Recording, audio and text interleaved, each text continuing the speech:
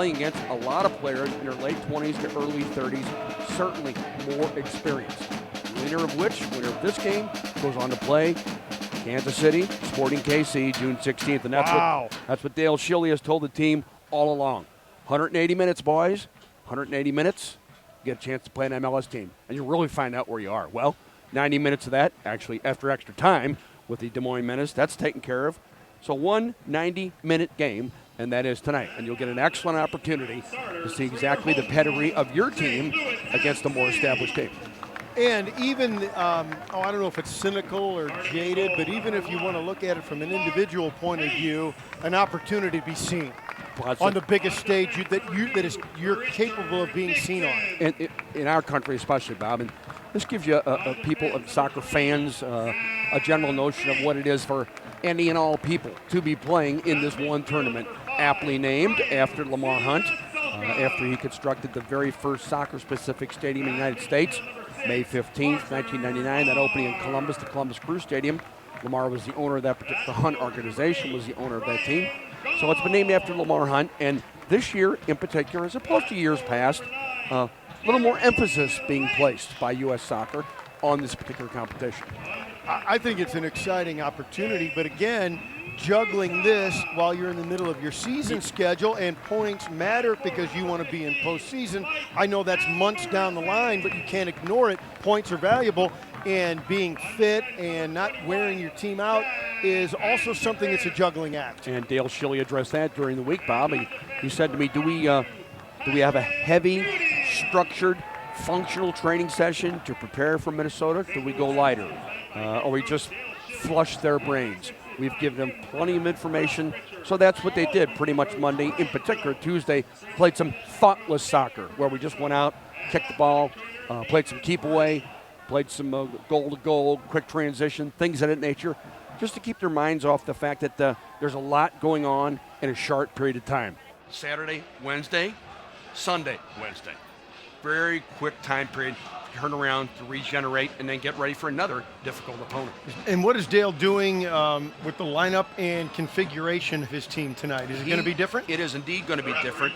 He told me that he wants to get to the first 25 to 30 minutes, trying to gauge what's going on there, and certainly at least get to halftime with a respectable showing from his team. He said, we are more than capable of doing that, irrespective of the opponent. So he's going to line up 4-1-4-1.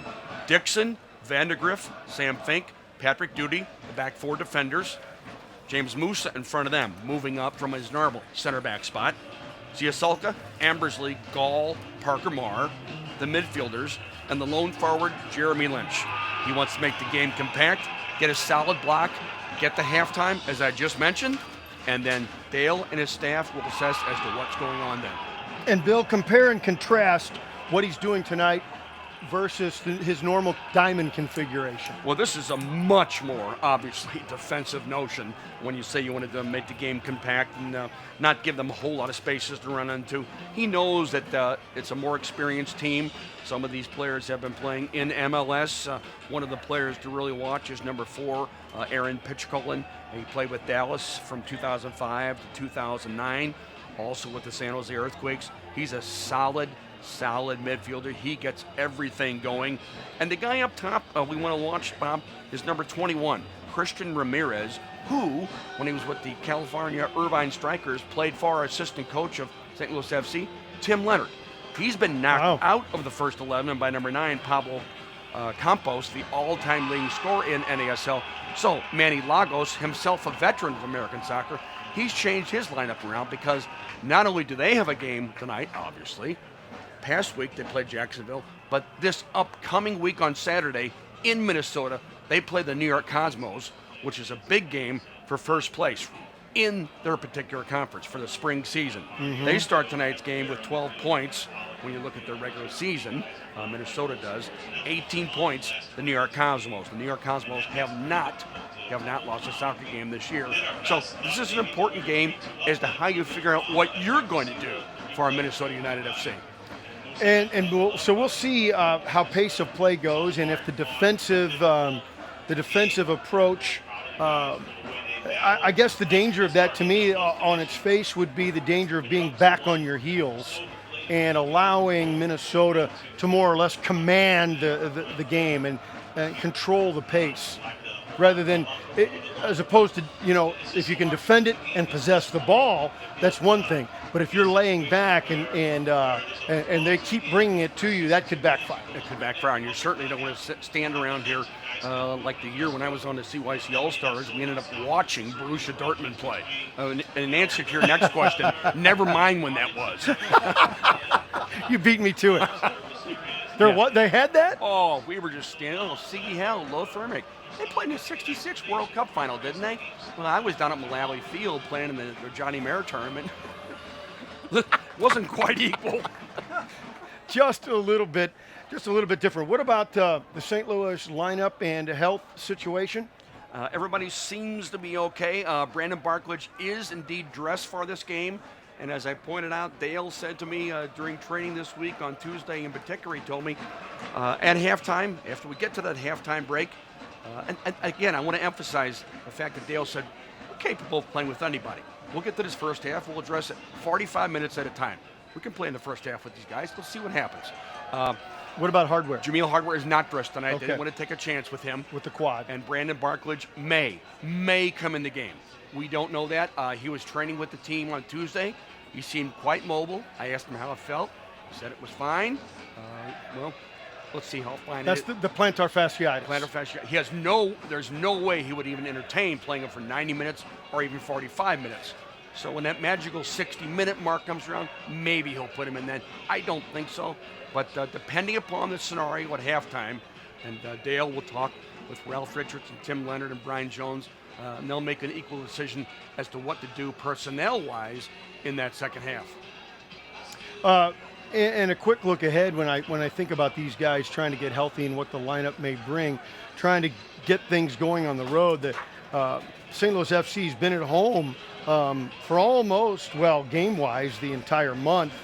Finally, the 30th on Saturday, you go to Louisville, and then the schedule's a little more balanced with maybe a slight nod to playing on the road, and so it's not gonna get easier. No, it isn't, and then you come back home June 13th against Harrisburg, June 19th against Colorado, and June 27th against New York. So you have 4 games in the month of June. You may have a 5th on June 16th against Sporting KC, but 3 of those games would be played here at Worldwide Technology Soccer Park. So what you're looking for now at this stage of the season is to where you stand. There are 11 points with St. Louis FC. They've played 8 games. They're playing Louisville, which is going to turn out to be probably, they play each other 4 times this year, your closest geographic rival. So for all intents and purposes, that's going to be your Chicago, if you will, or your Kansas City, simply because of proximity.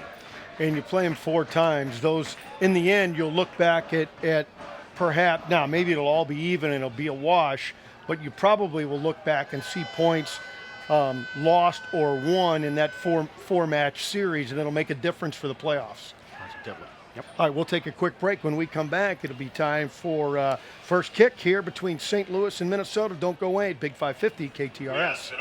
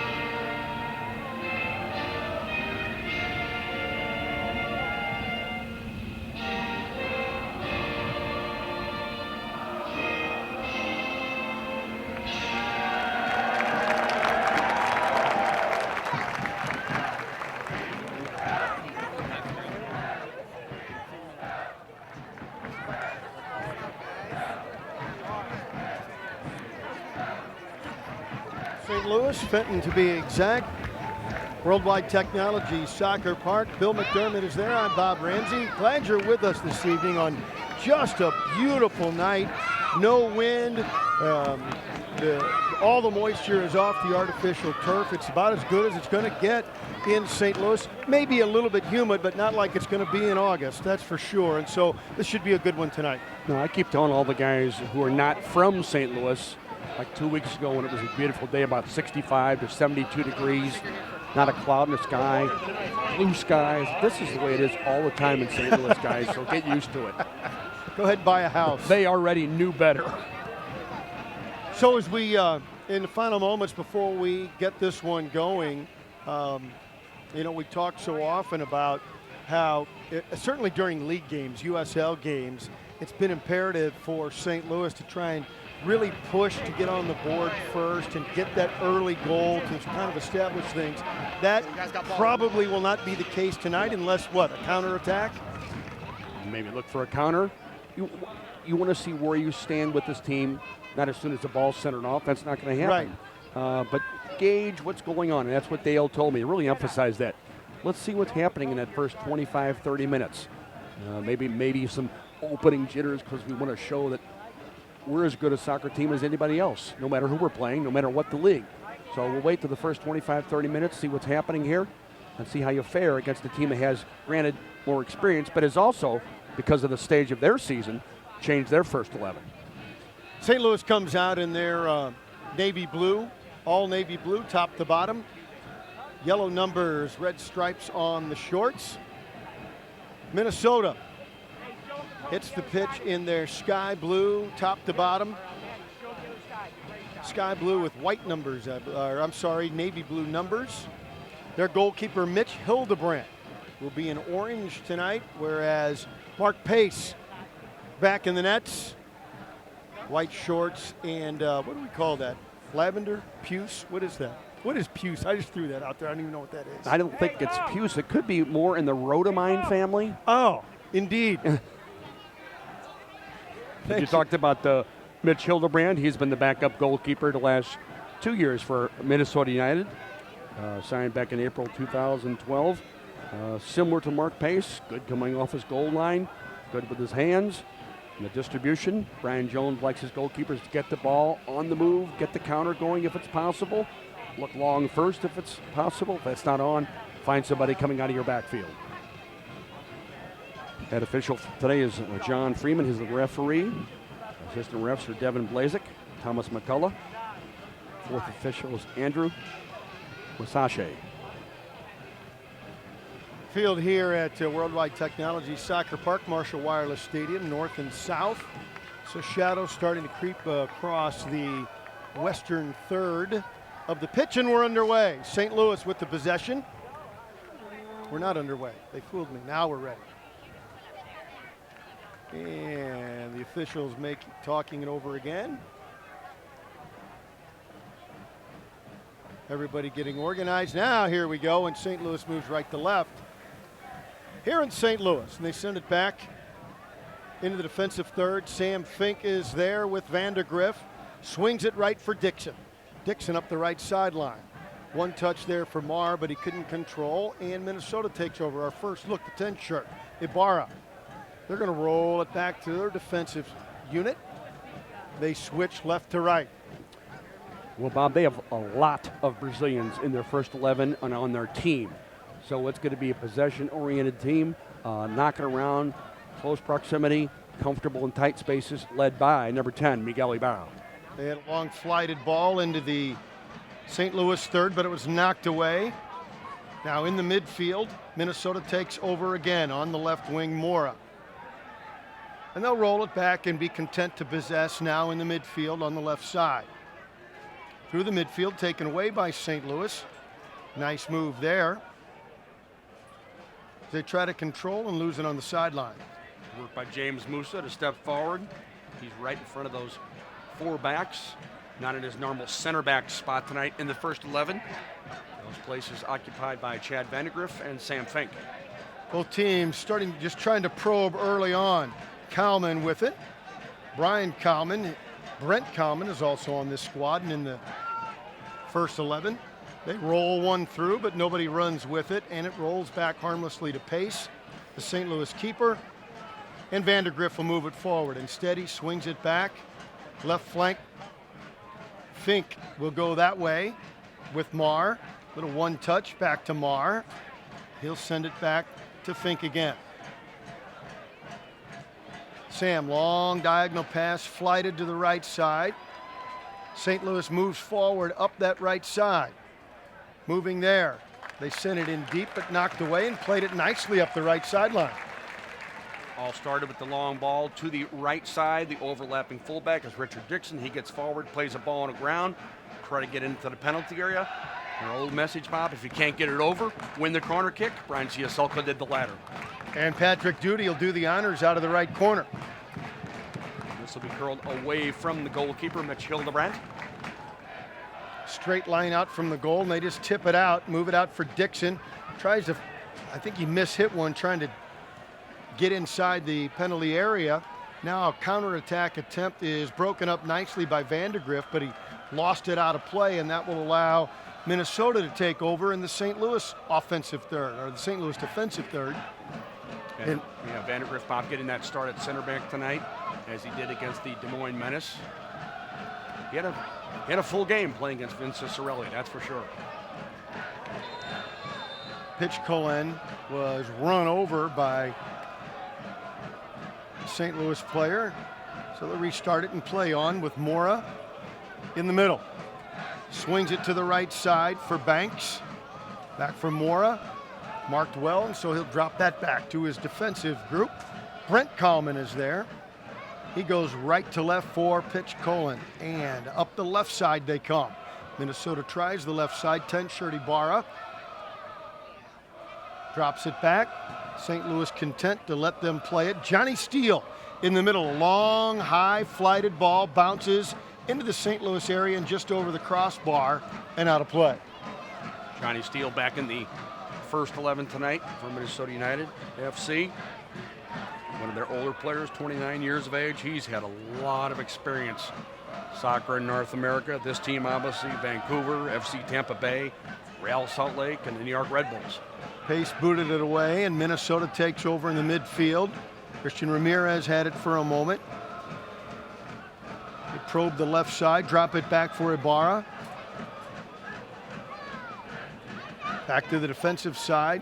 They're going to send it all the way back to Hildebrandt, the keeper.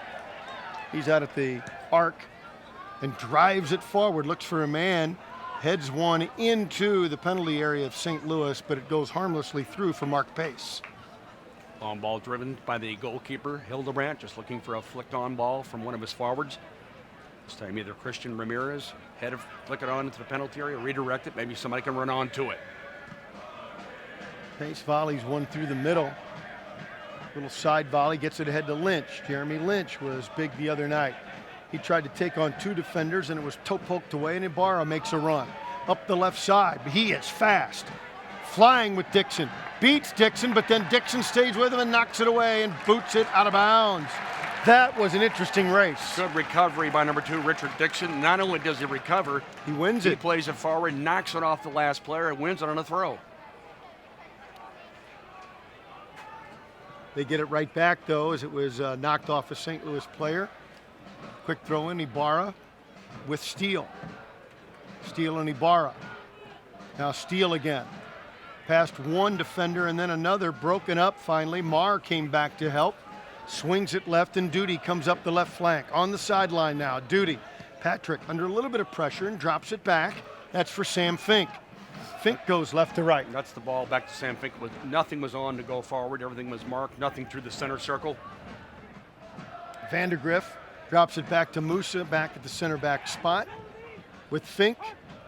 Direct ball through the midfield has Marr. Marr gives it up to Musa, who comes forward now to Duty. Cross midfield, they roll it back, and Brian Gall with his first touch of the night. Gall with Ambersley, his first touch as well. Tried to roll one through, and a little too ambitious, and they lose it in the midfield, but St. Louis will take over on an aggressive tackle by Musa, but couldn't control it, and Minnesota will take over. Aggressive tackle by James Musa, but totally legitimate. Fair, clean, hard tackle, professional soccer tackle. Number 14, James Musa, the team captain, moving up into the holding midfield spot today. That last battle for the ball. Banks on the throw in, and Kalman sends it back on the defensive side to pitch Colin. And they move it forward with Ibarra. Swings it back left. On the wing, little give and go play. Looking for a man in the area. They let it roll through. Oh, almost too dangerous because Minnesota didn't let up and Pace had to slide off his line to grab it. Dangerous by Minnesota, playing it deep into the penalty area. James Musa wanted to let it run for Mark Pace. But Miguel Ibarra would not let that ball die. Wouldn't let the play die. Made Mark Pace come up with the play. Back through the middle of the right side for Dixon for St. Louis with Ciasolka. Chad Vandergriff in back for Sam Fink. St. Louis looks to probe again, sends one deep. A long ball to the right side. Try to give and go with Dixon and Ciasolka. Lost it, then recovered in the middle. Drop back. Dixon handles it, flips it back to Gall. Gall under duress, rolls it back to Duty, still on the offensive side of the center line. Finally rolls it across for Fink, and there with Musa. Long pass, flighted, left side, Marr recovers, just short of the corner. Drives toward the end line, knocked off the ball and out of play. Nice little shuffle nonetheless by Parker Marr on that left flank. Good defending by number 14, Brian Coleman, the older brother of number 6, Brent Coleman. The Colemans line up in the first 11 defensively for Minnesota United FC. They bring it out again. It's Jordan this time. Greg Jordan, midfielder. Try to go up the left flank. Broken up nicely by Marr. Can't control, goes out of play. Quickly back into Ibarra. There with Johnny Steele. And then back to the defense. Content to possess so far. No real forward attacks. Banks roughed up a bit. Then he roughs up Marr in return, and St. Louis will get the ball. Good defending there by Parker Marr. Wasn't the best of first touches. Nonetheless, he kept his body between the ball and J.C. Banks. Wins a foul in the process. Kept it nicely on the first touch. Then fouled by J.C. Banks. Thinking a dead ball, somebody misconnected or he just mishit it and just booted it out of play. Hate to give the ball back to this team. You're almost, as I sit up here and watch, Bill, and it's out of reputation, I know, but you're almost worried that at any moment Minnesota's just going to go on the attack and one of the ways offer a blitz. One of the ways you can play defense against this team is to keep the ball yourself. Right.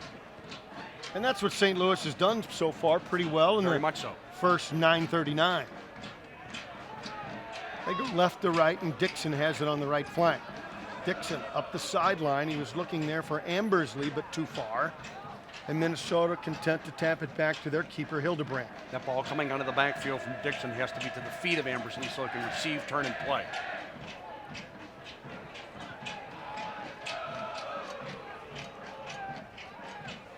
Still in the back. St. Louis refuses to put pressure on their defensive players. Brent Coleman sends it forward, but Duty steps up and takes it away. Gives it up there for Brian Gall. A little energy now from St. Louis for Fink. He's going to drop it for Vandergriff, and they'll reload. Knock it back to the center backs. Everything's in front of the center backs. You can knock it to the flank. You can play it long. You can play it through the center circle, or you can dribble out yourself to the center line. This time they send it back. Vandergriff with pace. To the left side, Duty knocks it off of a Minnesota player out of bounds, and they'll throw it in here in the back. Minnesota starting with a good ball out of the backfield, trying to get it on the ground at J.C. Banks. Patrick Duty, as always, not only joins the attack, but does his job first defensively. Duty with Lynch has a long flighted ball looking forward for Ciasolka. Good idea, but he went down as that ball was a little too high. He couldn't get up and get it. They win it back, but under duress, give it up to Musa in the midfield, and Duty's going to be content to roll it back to Sam Fink. Play it where it initially came from. Have some patience going forward. If it's not on to go forward, be patient. Vandergriff to the right side. Dixon, one touch, nice play under duress for Ciasolka. Gives it up there with Lynch. Lynch and Dixon. It's knocked away but recovered. Vandergriff goes back. He'll simply send it back to Mark Pace, his keeper. Good possession. Mark Pace sees it all in front of him now. This will go long through the center circle, looking for the top striker. And be a knockdown or a flick on. Drives one deep looking for Lynch. And they head it back to their keeper, this time Hildebrand. Don't forget Dobbs Tire and Auto Centers for the best selection and price on quality brand name tires and the best in expert auto service. For convenience and value, get into Dobbs. Minnesota United FC moving it forward. Well, not so much. I anticipated. Now a long flighted ball going to the right side. Kalman knocks it down, looks to control. St. Louis tries to take it away, can't. Ramirez is there, well marked by Marr, who just picked his pocket, gives it to Duty, and he's going to send it back to the center backs. Yep. And Sam Fink's going to go over to the far side for Dixon. Good play there by Parker Marr. You tackle, defend, not foul, keep the ball. Dixon, Vandergriff, and now Siasolka. Back to Musa in the defensive third. Swings it left for Fink. He'll try the left flank. Moves it forward. Nice little direct pass. Got it into the middle for Marr. Turns at the center circle and faces. He wanted Ambersley to run on. Ambersley, he looked right. Ambersley went left. Not a bad idea, just on different pages. Yeah, totally dramatically reading a different book. Maybe different chapters, yeah. Mike was running into the slot behind the center backs. Parker played it to him. He wanted it right back. Nonetheless, they turn it over to Minnesota, back through the midfield. Now here comes Minnesota, big run, Mura. Mura sends, has a man through, has Ramirez, beats one man, but a nice recovery by Vandergriff, and it runs out of play. Good work by Vandergriff, because that was dangerous. Excellent defending by Vandergriff. To get his body in front of the last man, between the last man and the ball, shadowing him, holding him off, not fouling, keeping the ball in the goal kick. Jason Moore, a good strong run though. Positively. Got the ball on the ground, wanted to try to get into the penalty area, and that's exactly what happened. Pace sends it forward to the midfield. Lynch wins it out of the air but couldn't control. Minnesota sends it back, but waiting for it is Sam Fink. Fink with Vandergriff. Siasolka back for Vandergriff. They're putting some pressure on now. Taken by Ibarra. They move in 3-on-3. Oh, and they win the ball nicely. One pass too many through the middle, and it rolls harmlessly to Pace. As soon as that ball was lost by Chad Vandergriff, Minnesota should be off to the races, get into the penalty area, get a shot off, or lay it off so that Johnny Seal can hit it first time. They had a little 3v3 going there. It was pretty scary for a moment. Now Pace sends it through the middle, little foul. St. Louis will take over at the center circle.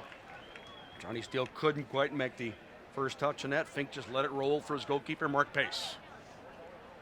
Siasolka in the center circle, restarts it and gives it back for Vandergriff, and Siasolka will move forward across the middle line to the right side.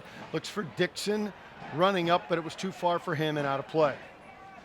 Minnesota, a derivative of the old NASL day, Bob, which ran from 1968 to 1984. Old buddy Tim Twellman played for one of the original editions of the Minnesota Kicks in the NASL The Kicks. I would not have come up with that in a trivia game, but I recall it now.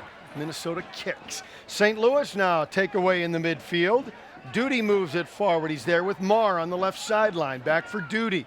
Rolls it out top to Musa. Musa sends one on. Oh, they chest it, centered, dropped, tried to chip it in, knocked away by the defense.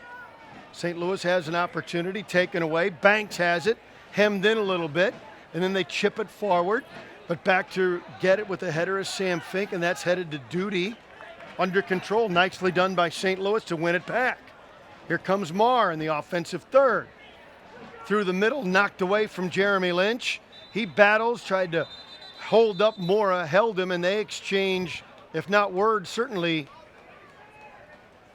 looks. Well, that's stink eye. That's almost evil eye. It's almost. I'm not sure. It's almost always going to happen when you misplay the ball. It's played at your feet. It's a bad first touch. You get aggravated, frustrated. The next play, you're going to foul somebody, and that's exactly what happened. Maybe crook eye.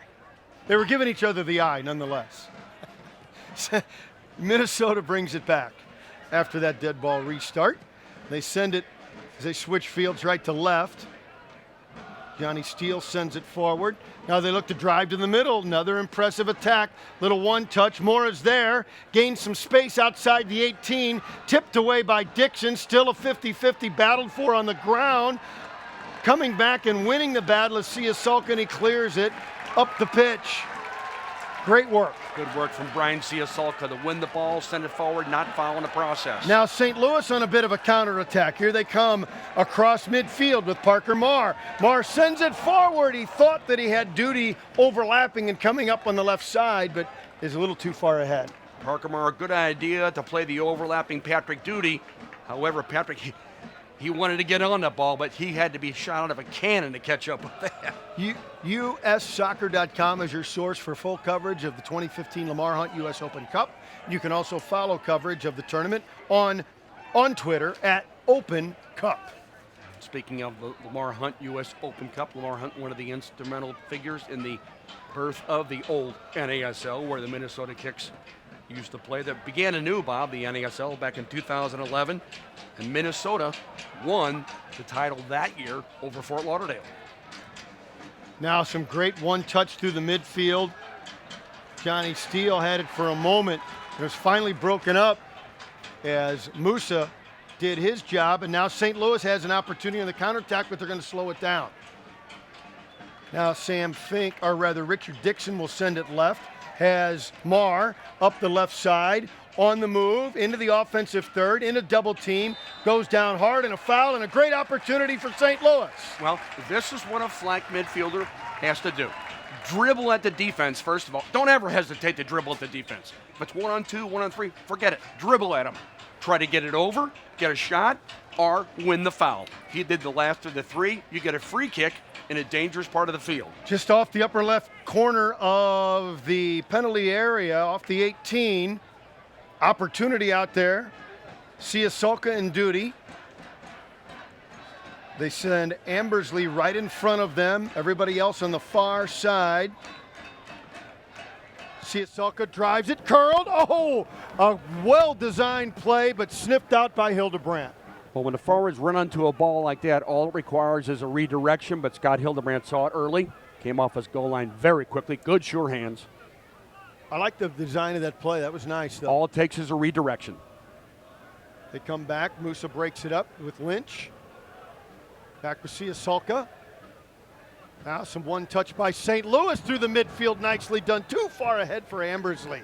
Some good work in the midfield and a whistle. Excellent. Forward, back, forward, on the ground, on angles, at people's feet. You can play 1 and 2 touch, not only against Minnesota United FC, but anybody in the world.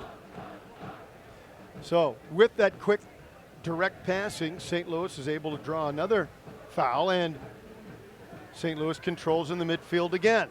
Musa really gets through a lot of work in that holding midfield slot, usually occupied by Brandon Barklage.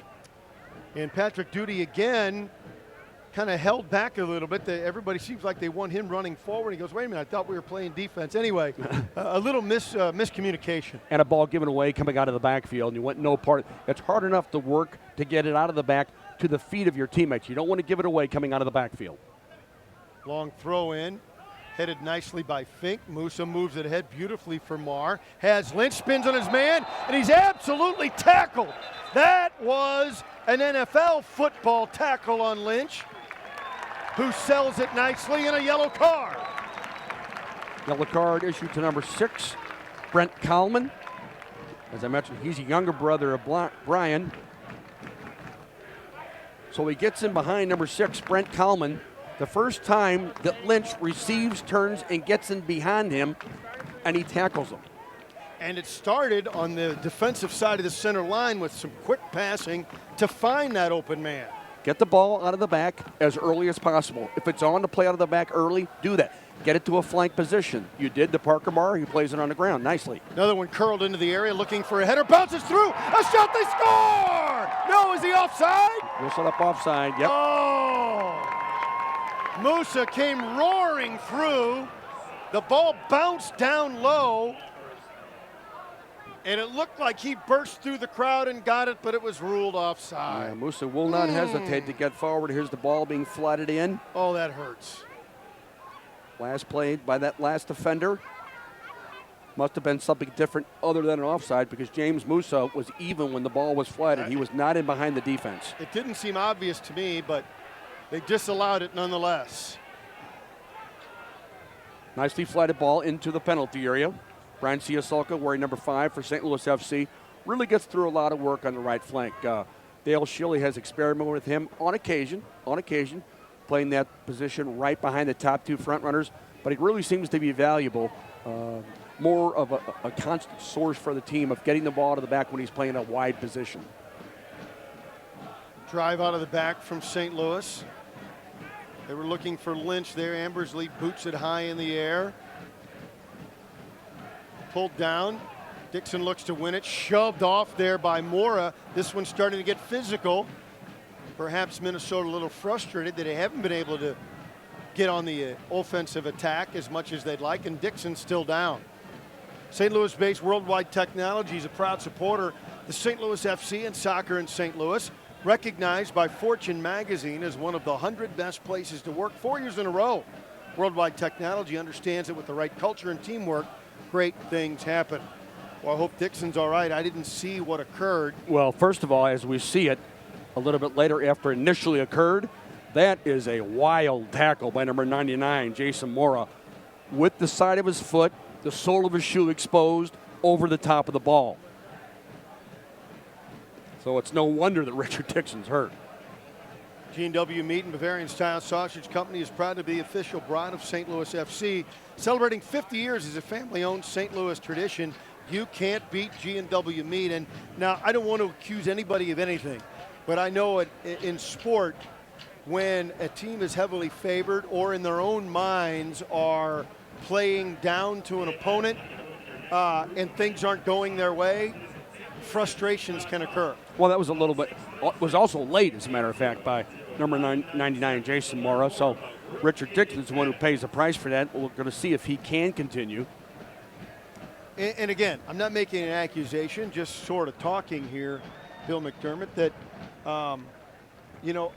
a team that feels like they should have an upper hand and the other team's not. Wait a minute, you're not supposed to be on the same pitch with us. Well, now we look at it again and get a chance to see it on the replay here up in our simulcast booth, but it's late, it's over the top of the ball, and it's with the sole of your shoe exposed.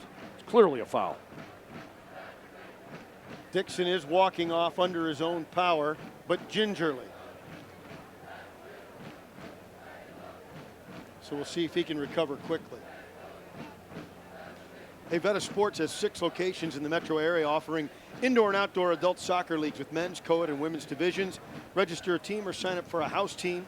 Details at vetasports.com. Get your friends together and play soccer. I told you I got my team for that 3v3 tournament. Hewer, Hadley, and myself. And we all have replica Real Madrid uniforms. Well, that's the only thing that would look like Real Madrid. Hewer's Benzema. I'm, of course, Ronaldo. Of course. And Hadley's Pepe. I think we knew because of the similarity in hairstyles of you and Ronaldo. And physiques. Well, everybody understands that. Pressure put on by Minnesota. St. Louis scrambling to get control, and that they do. The nice head ball from Marr, and he gets it back. Parker caught in a double team, trapped in his own end, and Duty sends it forward. Little head ball, trying to get it to Lynch, but too far, and Minnesota takes over in their own end. Pitch Colin has it, and they send it forward. Nice head ball, boy. They got through every part of the field quickly there. St. Louis wins it back and then gives it away. They fight to get it back near midfield. Minnesota recovers and sends it back to their defense. Just content to keep it now. St. Louis playing with 9 field players. And then we look over to the very far sidelines, still waiting for the possible return of number 2, Richard Dixon. Looks like they're going to make a sub, though. And the absolute last thing, one of the last things you want to do in a game like this in the 27th minute is make a change, but it's going to happen. Richard Dixon not capable of continuing. Number 4, Oscar Gazecki comes on. He'll be at that right back position. Pressure now being put on in the offensive third. by Minnesota, but St. Louis gets in shape in the back and steps up and make them roll it back. They'll reassess. Make them knock it back and make them face again the same 11 players. Now it's Brent Coleman. They go to the middle and swing it right to Brian, his brother.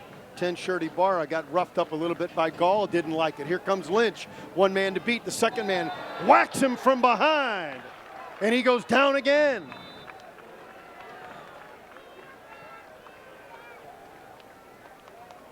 Lynch made a second run in this, the second time in this game that he's beat a man. That time, the second defender ran right up his back and really gave him a whack from behind. Foul will set up on number 10, Miguel Ibarra. Sam Fink didn't like it, and he let him know, and somebody shoved Sam. Jeremy Lynch getting forward. Evidently in the NASL, when anyone's close to the penalty area, you just foul. I'm telling you, this is a big brother syndrome. Little brother's not supposed to be playing this even. I promise you that's what's going on. Big brother does not like little brother playing even. We're in the 28th minute, no score. Well, when you're the last forward, when you're the lone forward, and you win free kicks like this, that's valuable. Curled one on far post, but too far ahead. Forwards couldn't run under it, and it goes out of play. And Mitch Hildebrandt, the keeper from Minnesota, will bring it out. It was the idea from Brian Ciasulca to keep it away from the goalkeeper. Just didn't have enough shape or texture to it so that Musa and or a top running forward, maybe Gall could get on the end of that.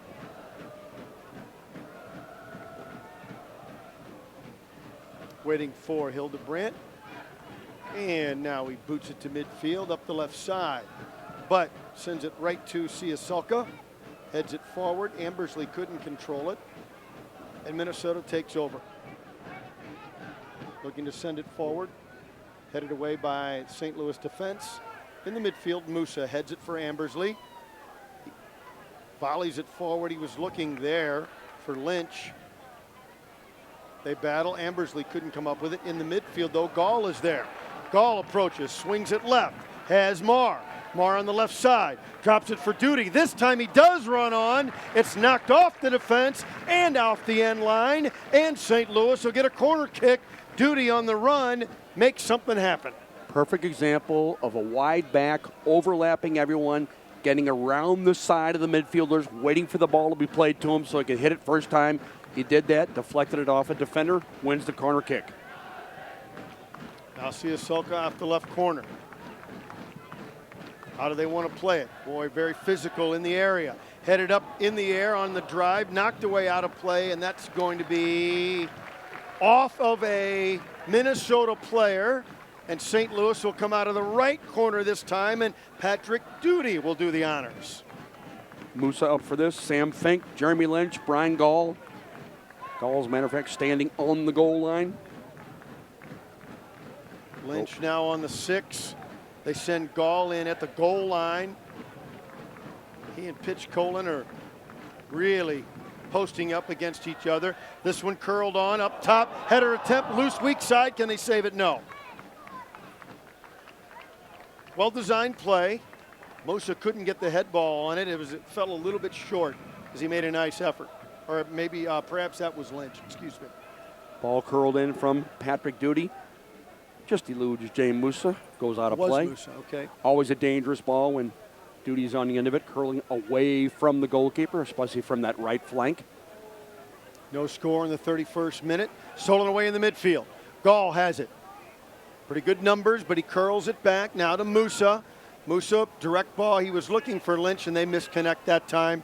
One went right, the pass went left. Well, either that, he was looking for Parker Marr to run in behind those last two defenders. The idea was there from Musa to play it in behind people on the angle. Minnesota will play it out of the back. Kallman. Diagonally through the midfield. Sam Fink is there to take it away. Fink, very patient, rolls it to the right side. Gesicki. He sent it forward. He was looking, and I believe that was Marr that got run down. No, excuse me. That was Mike Ambersley. Ambersley that got run down over on the far side at the midfield stripe. St. Louis will take over again. Ambersley about to receive the ball at the midfield line, and he's fouled there. For what reason, no one knows why you're fouling on the center line, almost in the center circle. Duty and Marsh send it back. Fink rolls it back. Vandergriff, long pass, looking to put it on the feet of Lynch, but it was a little too ambitious and over his head. Recovered in the back. Lynch puts the pressure on, and they give the ball up. Put pressure on, make them play, and they did, and they gave it up. Good work by Lynch. Very nicely done. Calm, composed, make people play. St. Louis now tries the left flank. It's Duty. Cross midfield. Into the offensive third. They have to poke it away. A throw in. Duty, left sideline. Trying to get forward. Duty, as always, anxious to join the attack. Will always help out in that capacity. Ambersley with Musa. Musa in the middle. Over the defense. Oh, nicely done as Johnny Steele got back and headed it away. But recovered on the right sideline by Siasolka. Back to Musa at the center circle. He'll send it back to Fink. On his side of the line. Now he crosses. Fink on a run. Swings it left. Duty overlaps. Comes forward. Duty up the left side. Duty looks in. Duty, the offensive third, then rolls it back to Marr. Marr takes a shove in the back. Hangs onto the ball. Draws a double team. Tried to beat the double team. They boot it away. And it'll be a throw in. Duty will do it. Parker Marr and Duty combining nicely. Duty very much at home at that left back position. No stranger of playing with a sideline to his left. Lynch to the side of the area off the throw in. Curls it back. Flicks one on. A header attempt. Oh, just wide. What a beautiful little flick with the outside of the left foot from Lynch. And the header attempt on the far side by Ambersley just went wide. Oscar Gasecki got forward. And number 5, Brian Siasolka on the end of that pass from Jeremy Lynch. And Minnesota would be livid if the smallest guy in the field scores on a head ball. So Lynch sends it over. That was a really nifty play by Lynch. Brian Siasolka just wide of that near post, but good work by Lynch to receive, turn, flight the ball into the penalty area. They drive it forward again, and St. Louis takes over again. Boy, a lot of holding going on, and Marr gets it to Gall. Ambersley drops it for Musa to the right side. Gasecki sends it forward. Lofted ball, but taken away. Minnesota recovers. We go into the 35th minute. Here in the first half, no score. In St. Louis. It's good work there by Steele to come back and offer himself up, get the ball at his feet, let the game come to him. Banks is tripped up, inadvertent. Brian Gall offers to help him up. Foul in the center circle by number 8, Brian Gall. J.C. Banks was not happy with that show of sportsmanship, as this is a disgruntled Big Brother team. I'm telling you, I can see it. They are not happy that the little guys are playing, I think in the last 15 minutes, outplaying Minnesota, Bill. What's occurring right now is exactly what head coach Dale. To right side, offensive third, but he couldn't beat Marr, who came back to help. Takes it away. Brian Coleman's job was real simple there. He wanted to try to get forward, get that ball over, have a shot on goal if possible, coming in off that flank, but Parker Marr didn't dive in. Now long diagonal pass. Oh, just too far ahead. He wanted Gasecki, and it just missed connections. That was a neat play. That's a beautiful ball from James Musa from the left sideline on the angle to the player running out of the backfield from right back, Gasecki.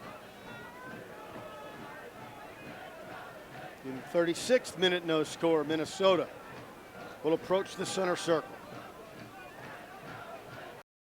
Looking for some opportunities.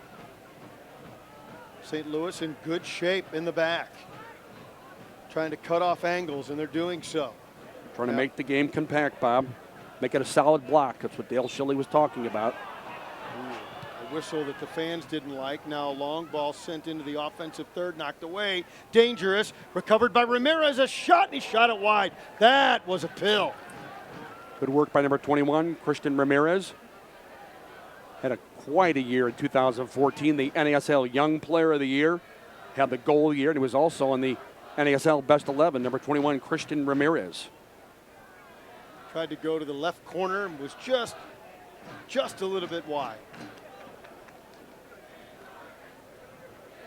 Pace drives it to midfield. Gall heads it forward. Nicely done. Ambersley beats 2 Minnesota players and then drops it back. Kasecki, long diagonal pass, has a man running under, has Marr curled away from him, well marked, has to come all the way to the sideline, gives it up to Duty. Boy, that was a nice pass from Kasecki. Now it rolls out of play across the end line, and another great opportunity for St. Louis out of the left corner. Good work by the opposition to get back defensively, but they had to. Nice work by the right back and the left back from St. Louis FC to find people on these long, angular balls, Bob. How many times have we talked about it? Straight ahead, a continued diet of those isn't going to work. Straight ahead on the angle, you can run onto those. Drive, weak side. Oh, leaping up above the crowd was Hildebrandt on a well-struck ball out of the left corner. Good corner kick and an excellent save by the goalkeeper, Mitch Hildebrandt. Good, sure hands, not allowing anything at that opposite post. Drives one to the middle, and St. Louis recovers immediately. Patrick Duty in the back. To Ambersley on the left side. Gives it up to Marr and back to Duty. To Marr. Parker gives it up to Duty. They're putting more pressure on. It looks like Minnesota starting to attack a little more, not content to lay back as much as they were in the first 30 or so minutes.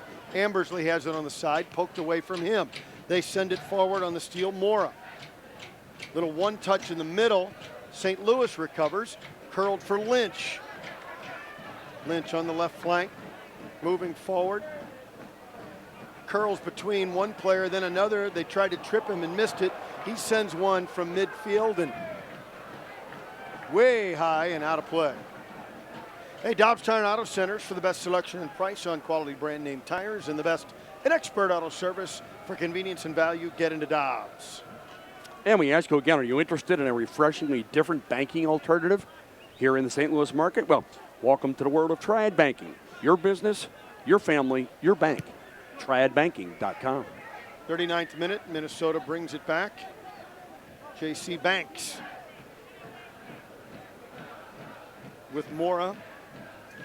Forwards are coming back. They want the ball at their feet more. They haven't gotten enough touches. Now they have a man run on, and they're going to let him run on, and here he comes. Ramirez, tough angle on the end line in. Finally, they call the offside. I thought it was obvious. Number 21, Christian Ramirez, whistled up offside. Yeah, Ramirez, excuse me. Yeah, made it run a bit too quickly, trying to get in behind those last defenders. Again, number 21, Christian Ramirez, coach for the Irvine Strikers when he played for the Irvine Strikers by assistant coach for St. Louis FC, Tim Leonard. St. Louis tried another run up the middle, but it was headed away, well defended. Minnesota looks to bring it back.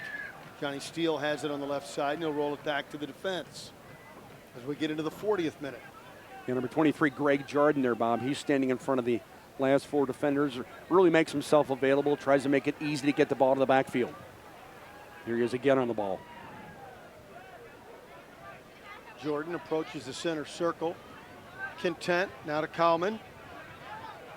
Kallman, long drive, sends it deep into the area. Header attempt and a nifty attempt as Mora goes down after a hard run, but he shot it wide with the header. Well, that was number 29, J.C. Banks, and he made something out of absolutely nothing here. An impossible ball to handle, so he just tried a little flick on as Chad Vandergriff was coming over to do the defending. Just a redirection with a flick of the head. On a dead run. Positively, because he knows the goalkeeper is off his goal line. He knows Chad Vandergriff is the last defender, and he's playing with his back to play. Duty with Marr. St. Louis brings it back now. Marr with Lynch. And Ambersley lofts one toward the area. Marr couldn't catch up to it. And they send it back to Hildebrandt, the keeper. Yeah, Parker waiting for that last ball from Mike Ambersley. A bit too quick to run in behind the defense. Again, Greg Jordan, one of their defenders, brings it up. Yep, he's a supplier coming out of the backfield. Number 23, Greg Jordan, played his intercollegiate soccer at Creighton. Jordan for Kallman now. And then back to Jordan. Through the middle. And back to Kallman on the right flank. Brent Common moving forward, looking dangerous. Musa read it, picked his pockets, got a 2-on-3. Long flighted ball, tried to catch the keeper well off his line and lofted over him, but it just drifted wide. Well, Musa, first of all, wins the tackle in the central part of the field. Number 14, the team captain, James Musa, New Zealand international. He thought he saw the goalkeeper, Mitch Hildebrandt, off his goal line. Tried to flat it over him in the process. Neat idea because he jumped into the play, jumped the ball, and then, the keeper was a good, 15 yards out. And he said, I'm going to take a shot here, and he did. Now they've got another man on a run, and it'll be offside. Mike Amersley, and he'll get a yellow card for that. Because he booted into the stands. Kicking the ball away. And the referee says, that's enough. Let's not see that again, otherwise he would have given him a yellow. Musa winning the tackle right in the central part of the field. And as soon as he did, he looked up. Thought he had the opportunity. Not just because it worked out okay for St. Louis, but do you like when an official will use some discretion there? Positively, yeah, They move forward. There's a shot well wide. Big shot from Jason Mora. Well outside the area and well wide of the goal. Because most times, Bob, anywhere in the world, when you kick a ball away like that after you're whistled up offside, you're getting a card. Jason Mora, who wears number 99, yet another Brazilian player. Began his career back in Bahia in Brazil, way back in 2004. Pace sends it to the midfield. Flicked on, nicely done, Ambersley. He has Parker Marr.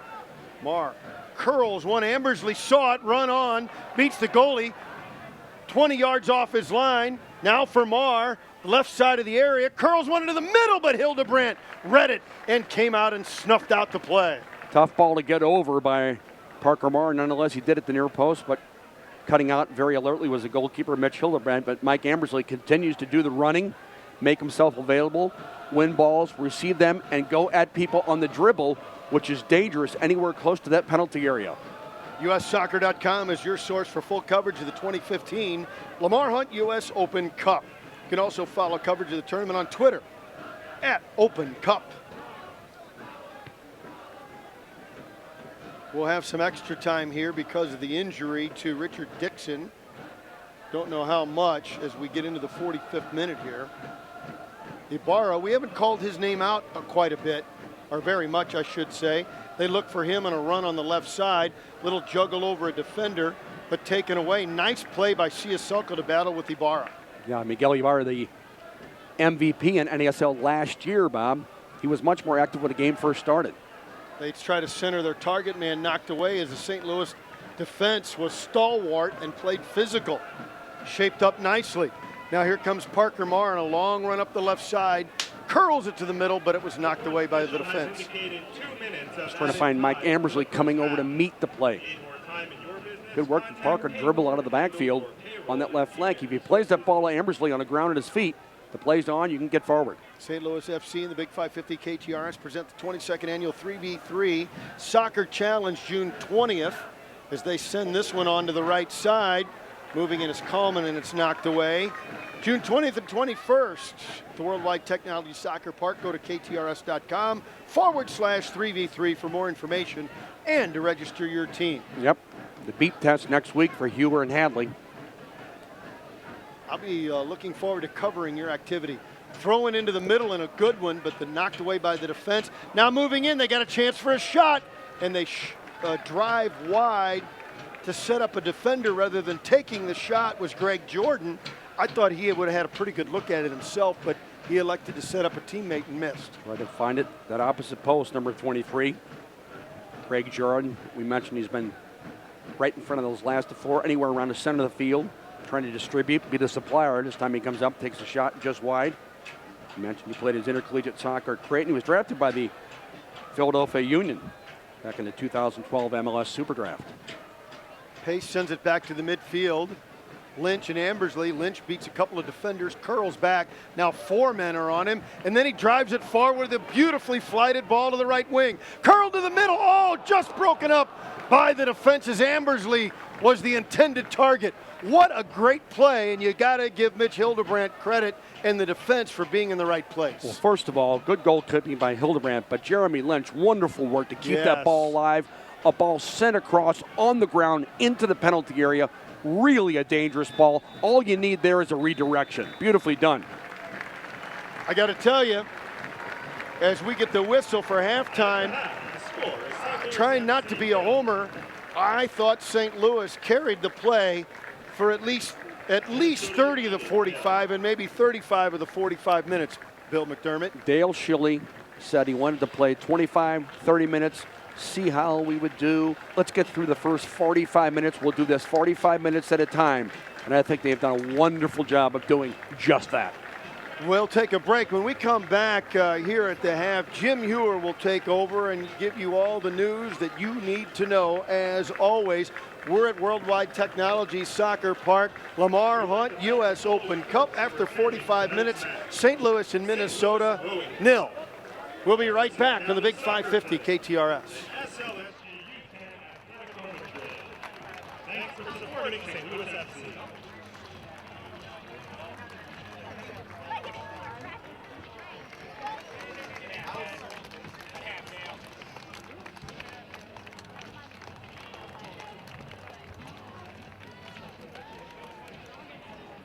Hey fans, if you visited the new USLsoccer.com, get the latest news and live stats, and check out the new social media hubs.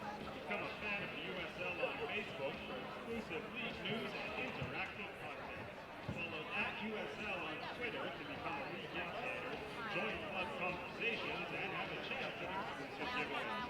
All USL regular season and playoff games are available live, free, and in HD on YouTube. Connect with the USL YouTube channel today. Nike is a proud partner of the USL. Follow @Nike Soccer on Twitter for all the latest Nike soccer information. Follow St. Louis FC on social media to stay up to date with everything going on at the club by liking us on Facebook, following us on Twitter and Instagram, and subscribing to our YouTube channel. As always, visit stlouisfc.com for information about the team, tickets, merchandise, and more.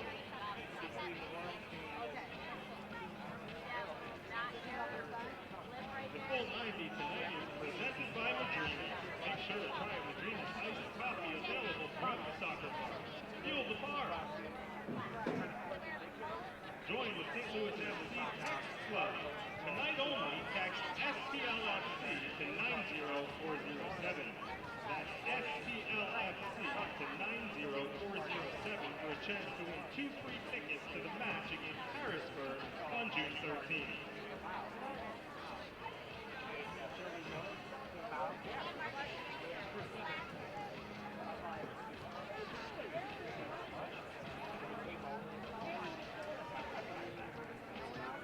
St. Louis FC would like to welcome the St. Louis Rowing Club to tonight's match. St. Louis Rowing Club has 2 boats that qualified for the U.S. Rowing Youth Nationals in Sarasota, Florida from June 12th to June 14th. The 2 boats are the Heavyweight 4 and the Lightweight 4, and both are positioned to medal. Good luck in Nationals, and thanks for attending.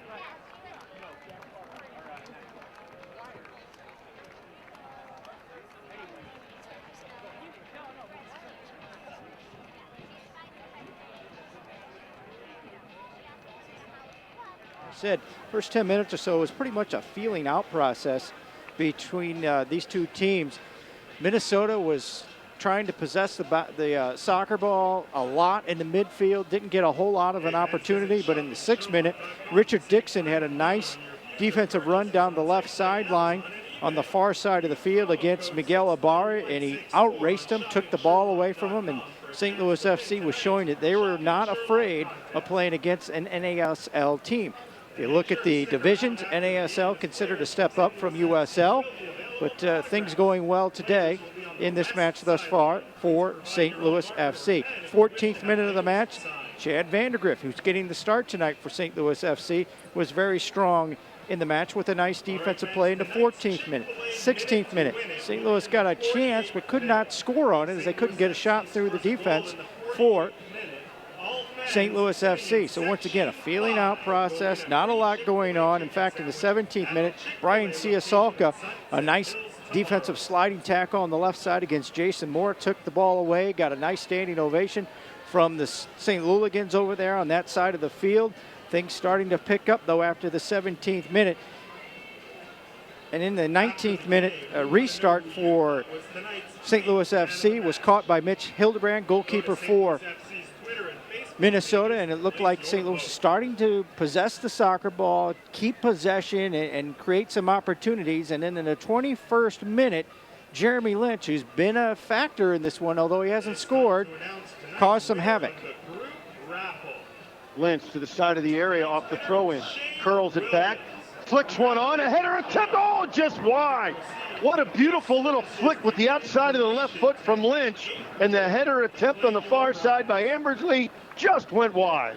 That in the 21st minute off the leg of Jeremy Lynch. He's been very active, and he's really gotten under the skin of the Minnesota FC defenders here tonight. It's been borderline nasty at times between these two clubs. A lot of pushing and shoving and jawing going on out on the pitch this evening. 22nd minute, James Musa was called for a foul in the box, and that stopped an opportunity. 23rd minute, Richard Dixon injured on the play. This was important in the first half, as Richard Dixon was going for a loose ball with Jason Moore. They had a sliding tackle there. Richard Dixon was injured. That in the 23rd minute. He went to the bench. They waited until the 27th minute, did Dale Schilly, and he decided Richard Dixon will be out for the rest of the game. Oscar Gasecki came in for him in the 27th minute. 28th minute, Jeremy Lynch was fouled outside the box by Miguel Ibarra. An opportunity on a restart, and it went wide. But then in the 34th minute, another opportunity set up by Jeremy Lynch. Lynch to the side of the area off the throw-in. Curls it back. Flicks one on. Oh, just wide.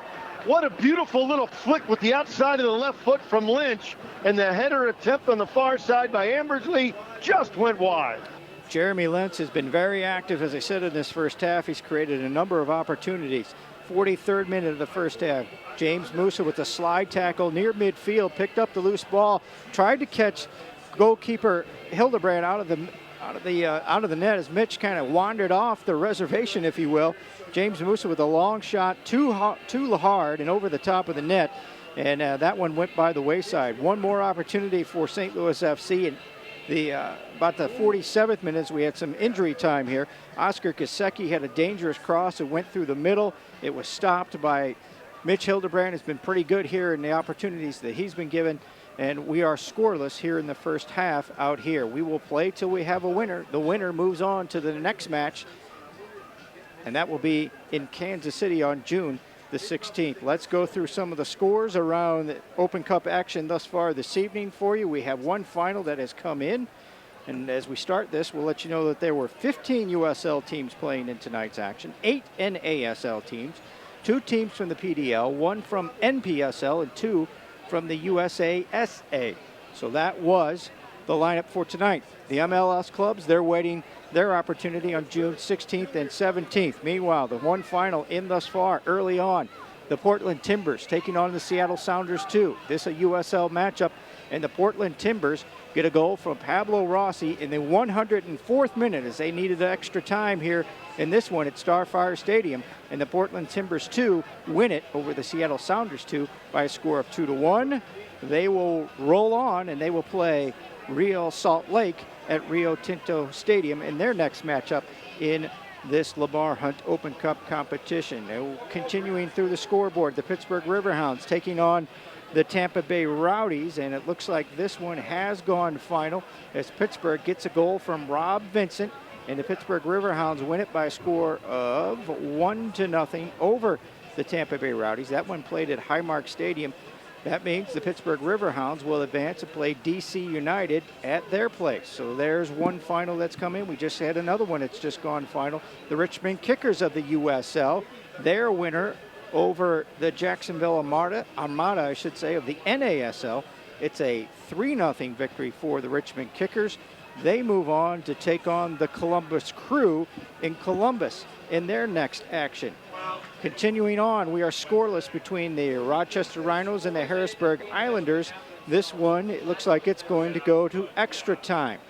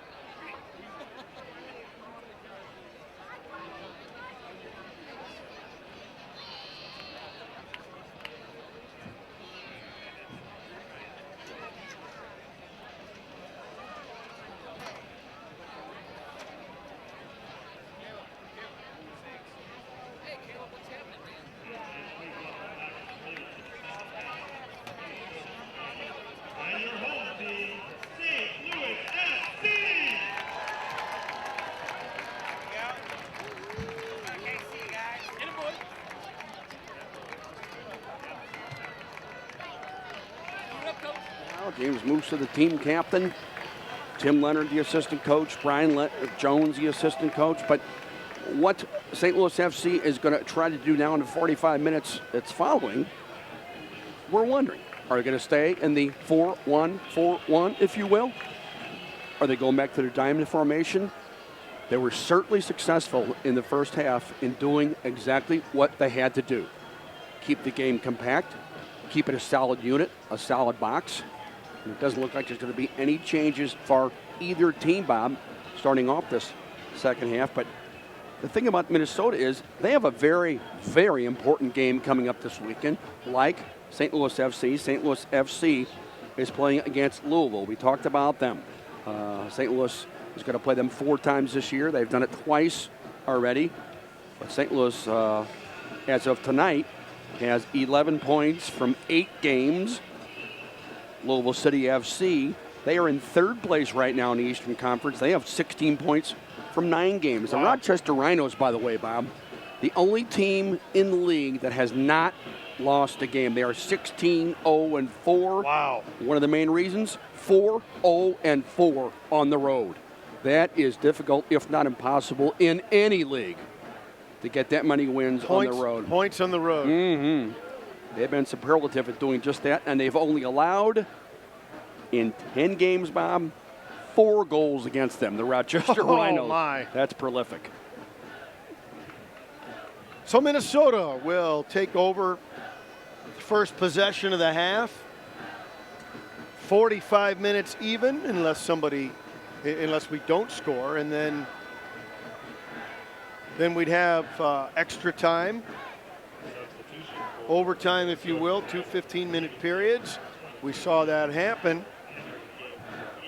against Iowa.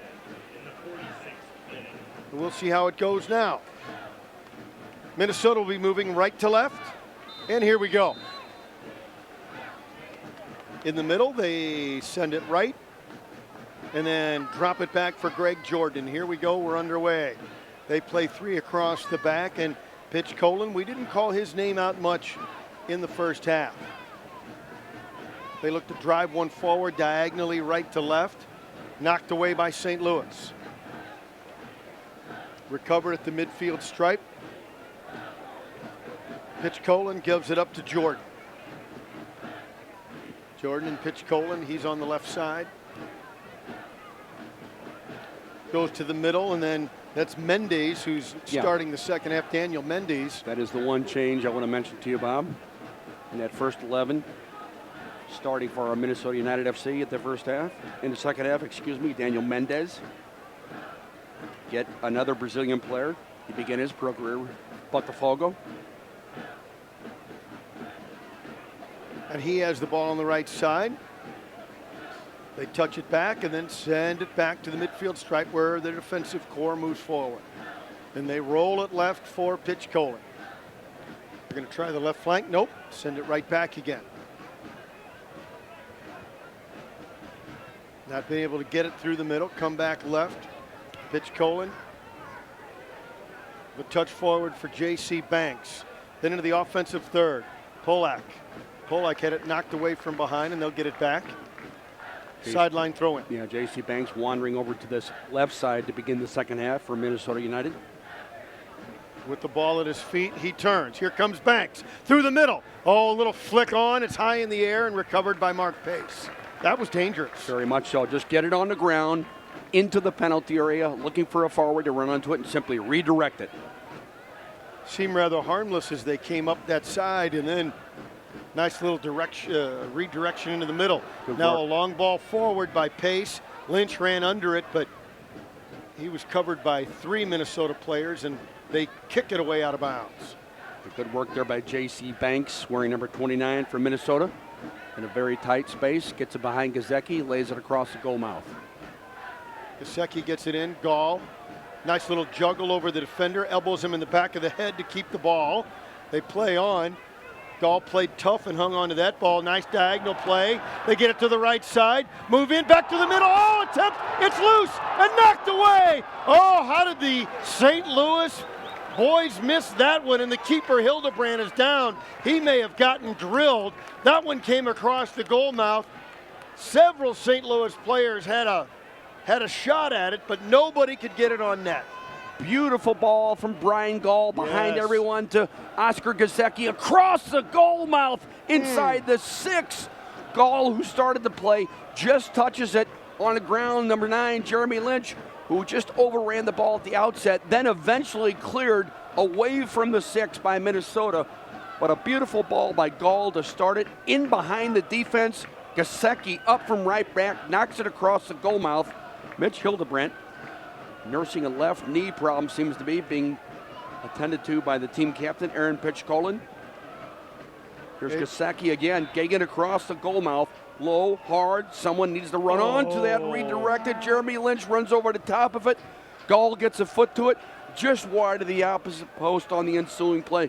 Good work by Gazecki to get forward at that right back position. Hildebrand appears to be okay now. He's going to drive the ball to midfield.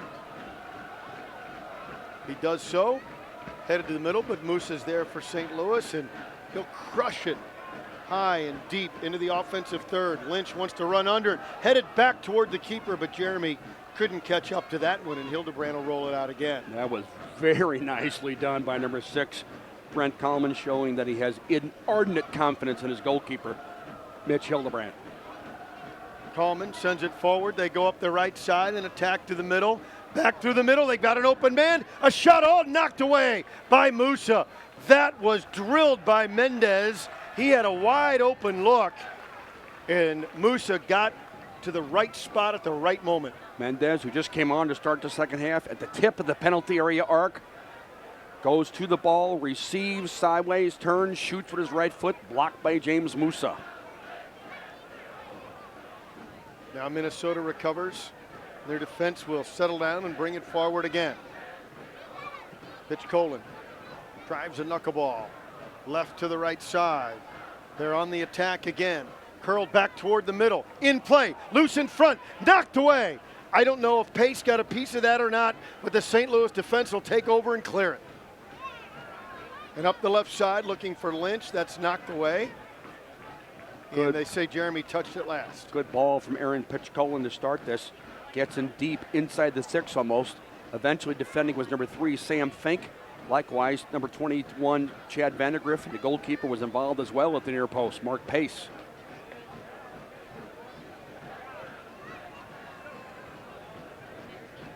Far sideline on the throw in. And Minnesota content. Play it out of the back again. They roll it all the way to the left side. Polak through the middle with Ibarra. Pitchkolin lying a bit deeper to start off this second half.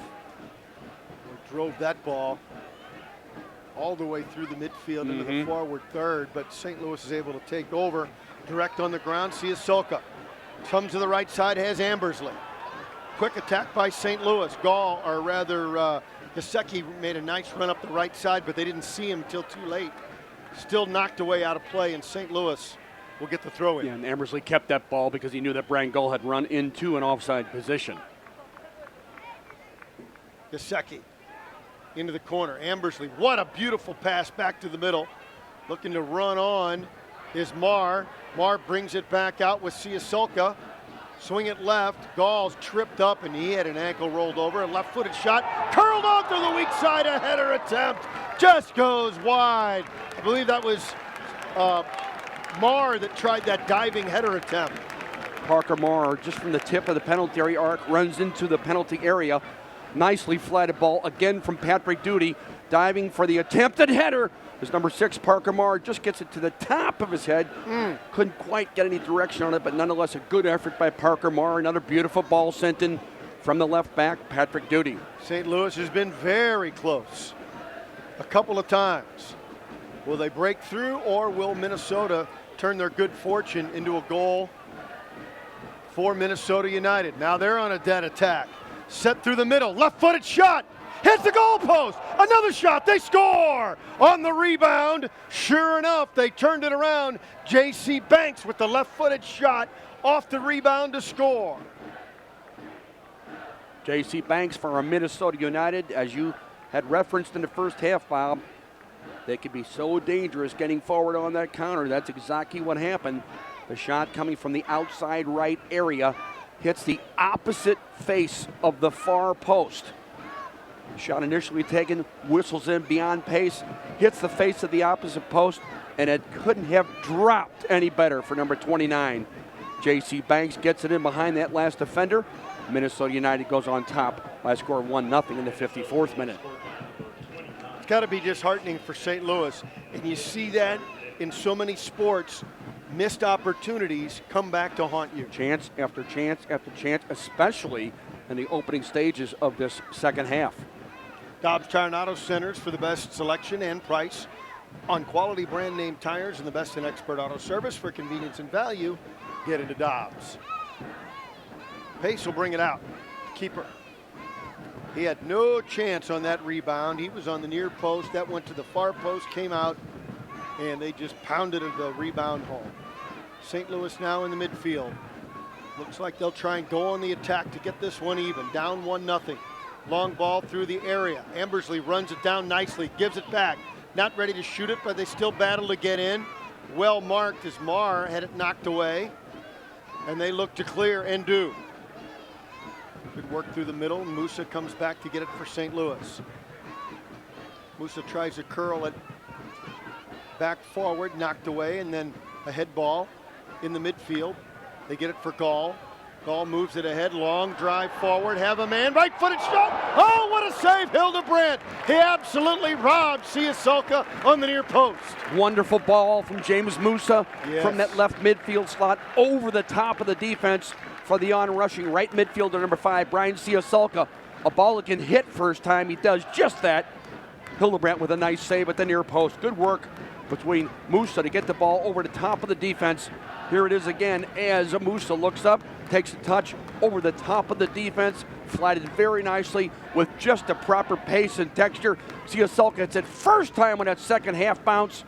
Hildebrandt makes a save at the near post. Duty out of the corner on the right corner kick that's headed away, but he recovers, curls one back, near post, go for it. Oh, almost a shot for a header, but Hildebrandt, wise to the ball. He saw it all the way and beat the St. Louis player there. I think that was Gall running on. It was either Gall or Fink. Yeah, Sam Fink, who was still up from that last possession, Bob, on a corner kick. Ball whistled in again from number 22, Patrick Duty. This time off the right flank, curling it with his left. Hildebrandt off his goal line nicely. Sam Fink was arriving late there. He was still up for that prior ball. Pitch Colon, 1-0 Minnesota. Polak on the left side. Polak rolls it back to Pitch Colon. He's going to go from left to right and then headed up and out of play. Not sure what they were trying to accomplish there, but they missed. Pitch Colon trying to send that ball, another long ball on the angle to the opposite flank. He knew that ball was weighted too much when he initially struck it. St. Louis will get it on the throw in.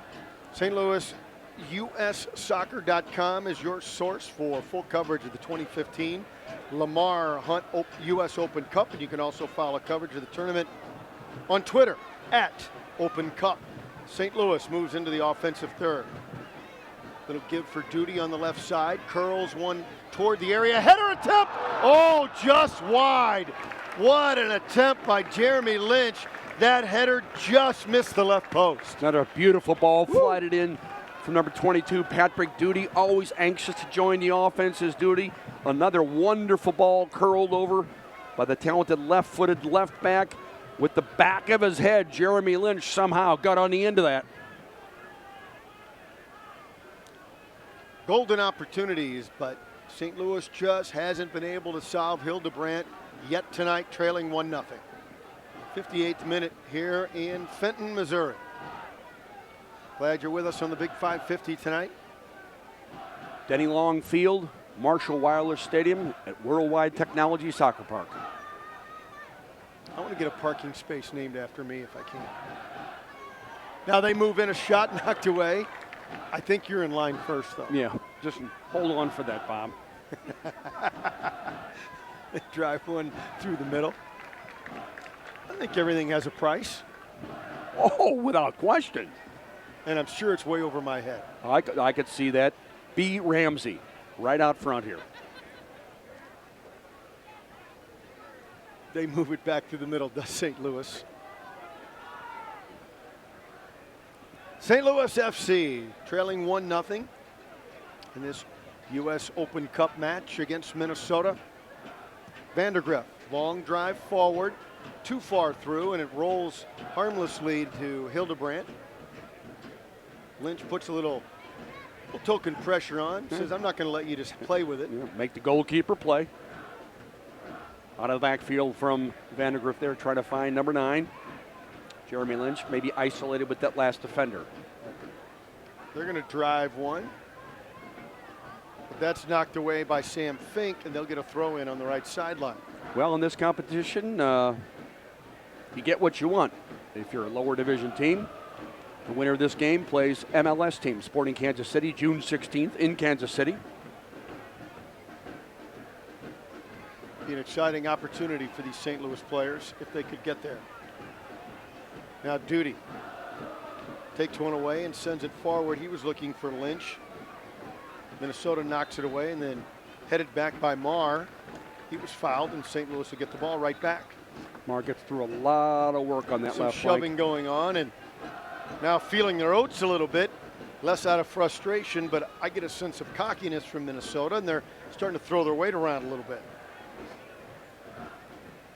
Minnesota comes in to this game having won their last game in NASL competition against the Jacksonville Armada, and as we mentioned, they have a big game this Saturday against the New York Cosmos. Ball driven across midfield and then cleared out of play. St. Louis will get it back. And clearly the most famous player in NASL this year, Raul, the former icon at Real Madrid, plays for the New York Cosmos. Hey, G&W Meat and Bavarian Style Sausage Company is proud to be the official bride of St. Louis FC. Celebrating 50 years as a family-owned St. Louis tradition, you can't beat G&W Meat. Fink in the back for St. Louis. Through the middle, Musa. Long diagonal pass, has a man, it's Gasecki. Runs under it, toward the end line, curls it back to the middle. Oh, dangerous play looking for Lynch, and the last defender was able to make a play, but it'll be a corner kick for St. Louis. Another beautiful ball out of the backfield from the center circle from James Musa to the on-rushing Oscar Gasecki. Gets it over. He perhaps would have liked this a little bit deeper, Oscar, at the near post, forcing number 6, Brent Conlon, to do the defending. Patrick Duty out of the right corner. Duty in the air, curls up front, header attempt, it's down! Oh, and knocked away and out of play. Just couldn't get enough on that ball to head it down toward the goal line. Jeremy Lynch gets on the end of yet another corner kick sent over by Patrick Duty. Brian Gall also involved in it. Oscar Gasecki just made a wonderful run a moment ago. But again, it's the balls from the center circle, curled over the top of the defense, on the angle, behind the defense by James Musa that makes these runs possible. Into the 62nd minute, St. Louis trailing 1-0. Out of their end, Minnesota moves it forward with J.C. Banks. Long ball through the middle. Knocked away as it rolled through. Mark Pace knocked it away and then out of bounds, and St. Louis will get it. Good attempt nonetheless there by Ibarra to keep that play alive. Tried to dead net with his head for the on-rushing left side midfielder. In the middle, again throwing their weight around. Mora drills Brian Gall. They're going to play on. Here they come. St. Louis back nicely defensively. Ramirez rolls it right. They look to set up, now drop it back for Jason Mora. Mora gives it up, they move in, little give and go attempt, knocked away. Duty with a good job there. Now Lynch comes back to make a play in the midfield. Gets it ahead. Marr gets it forward for Gall. Gall for St. Louis. Switches right to left. Duty up the left side. He surveys off the sideline, curls to the top of the arc. That was well read by J.C. Banks, heads it in the air. Clipped ahead, and Ambersley takes it up top. Can he settle and get a shot? Chips it to the middle instead and knocked away. Lynch comes back to get it. He can't control, but Minnesota does out of their own end and knocked away. Good work again by Ambersley, Bob. You called it, to take the ball away from play, take it away from the overload, maybe get Duty involved, send a ball over, but he tried to get it in back himself into the penalty area. Mike Ambersley, very active. Told me that it's taken him about 2 months to really get into the shape of this league and really begin to play and start contributing something to the team. Well, he's certainly doing that. Which he did last week to be a member of the USL Team of the Week. Yeah, very nicely done. Polak brings it back for Minnesota, looking to add to their 1-0 lead. One touch through the middle. Tipped by Marr, and then a long flighted ball over the top. And it's going to go out of play for a throw-in out of the corner. Knocked off the last man back. Gesicki, I believe. Yeah. Deep ball like that, forcing Oscar Gesicki to make a play there. Trying to throw it in, looking for Banks. Instead, rode out on top. Jordan. A little dangerous situation here as Jordan sends it to the side. Back for Banks. On the side. Back to the middle. Again with Greg Jordan. With Banks, and now he's going to roll it back across midfield. Pitch Colin will set it up. Yeah, Banks, who began the second half, Bob, out on this left part of the field, is primarily on the right side in the first half. That ball driven forward by the keeper, and who's going to run onto that? St. Louis tries to win the ball but can't. Looking to attack again is Minnesota. They're held up in the midfield. Bit of a trap on the sideline, and how will they try and get out of it? St. Louis cuts off the middle, but now Minnesota able to make a pass there. Banks sends it forward, looking for Polak. Polak moves in, one man to beat. Can he do it? Nope. He gives the ball up. Toe poke back, and Mora is there. Mora sends it back into the middle. He's there with Polak. They tried to find him in a little give and go, and a foul. Now it's a dangerous restart here. St. Louis will be back on their heels now, Bill. Foul whistled up against number 4, Oscar Gesicki, running into that last offensive player. Good work by Minnesota to keep the ball on the ground among their talented players. Back and forth, little 1 touches, 1 and 2 touches on the ground. J.C. Banks, Mora, Mendez. They win a free kick in a dangerous position. About 25, 30 yards out. Mendez surveys. Pace sets up a wall. Sets up a 4-man wall. The rest of his mates. Now it's a 5-man wall. 4 with a gap. Oh, right into the wall. Driven. Rebound. Shot wide. St. Louis will get it back. Wall did its job. That's why you set up a defensive wall. Shot block taken by number 18, Daniel Mendez, who began the second half. Dobbs Tire and Auto Centers for the best selection and price on quality brand name tires and the best in expert auto service. For convenience and value, get into Dobbs.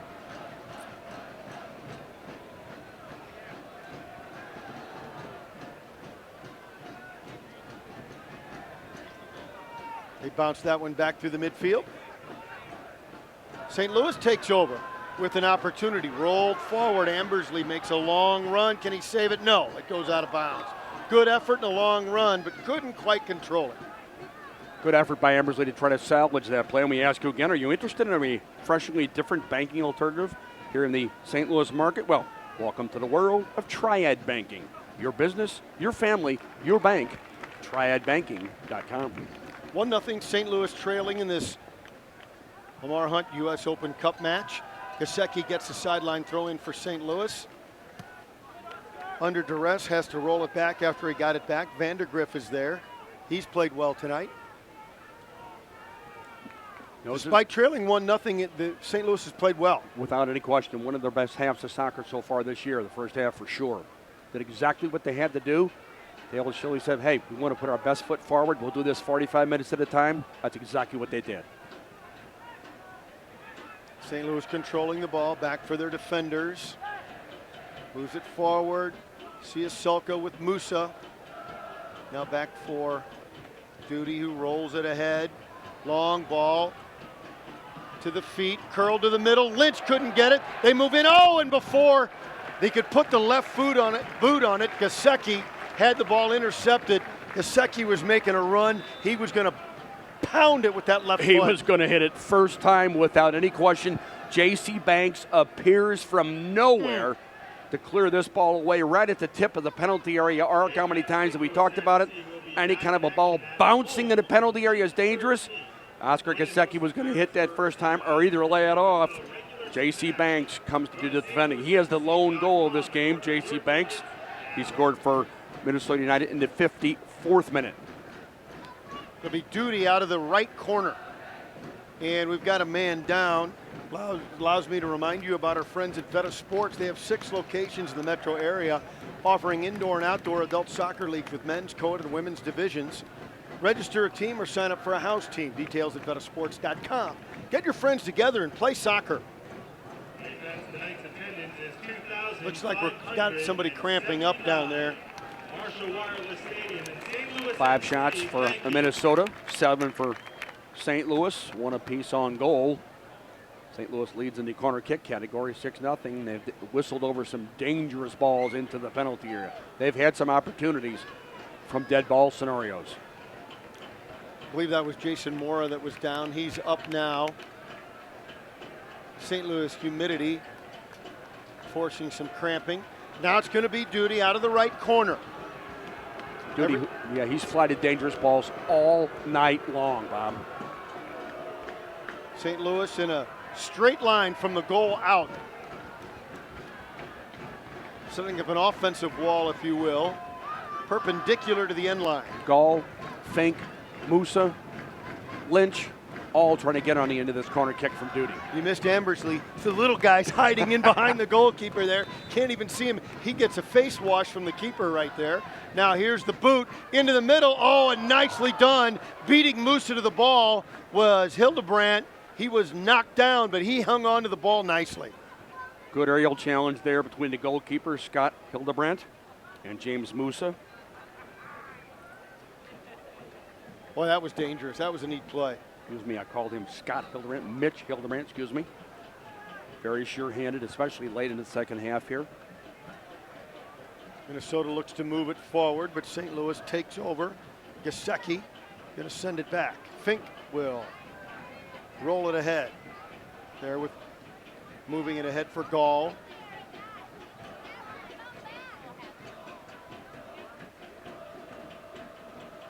With Lynch on the sideline, it was going to go for Lynch, but he had slipped or else was pushed, and they're going to say he was pushed. Oh yeah, he was fouled from behind, Bob. And St. Louis will get the ball, dead ball restart.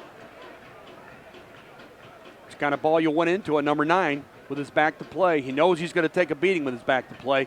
Play it in on the ground at his feet. Your job is to play the ball to him. The player can handle it. He can deal with it.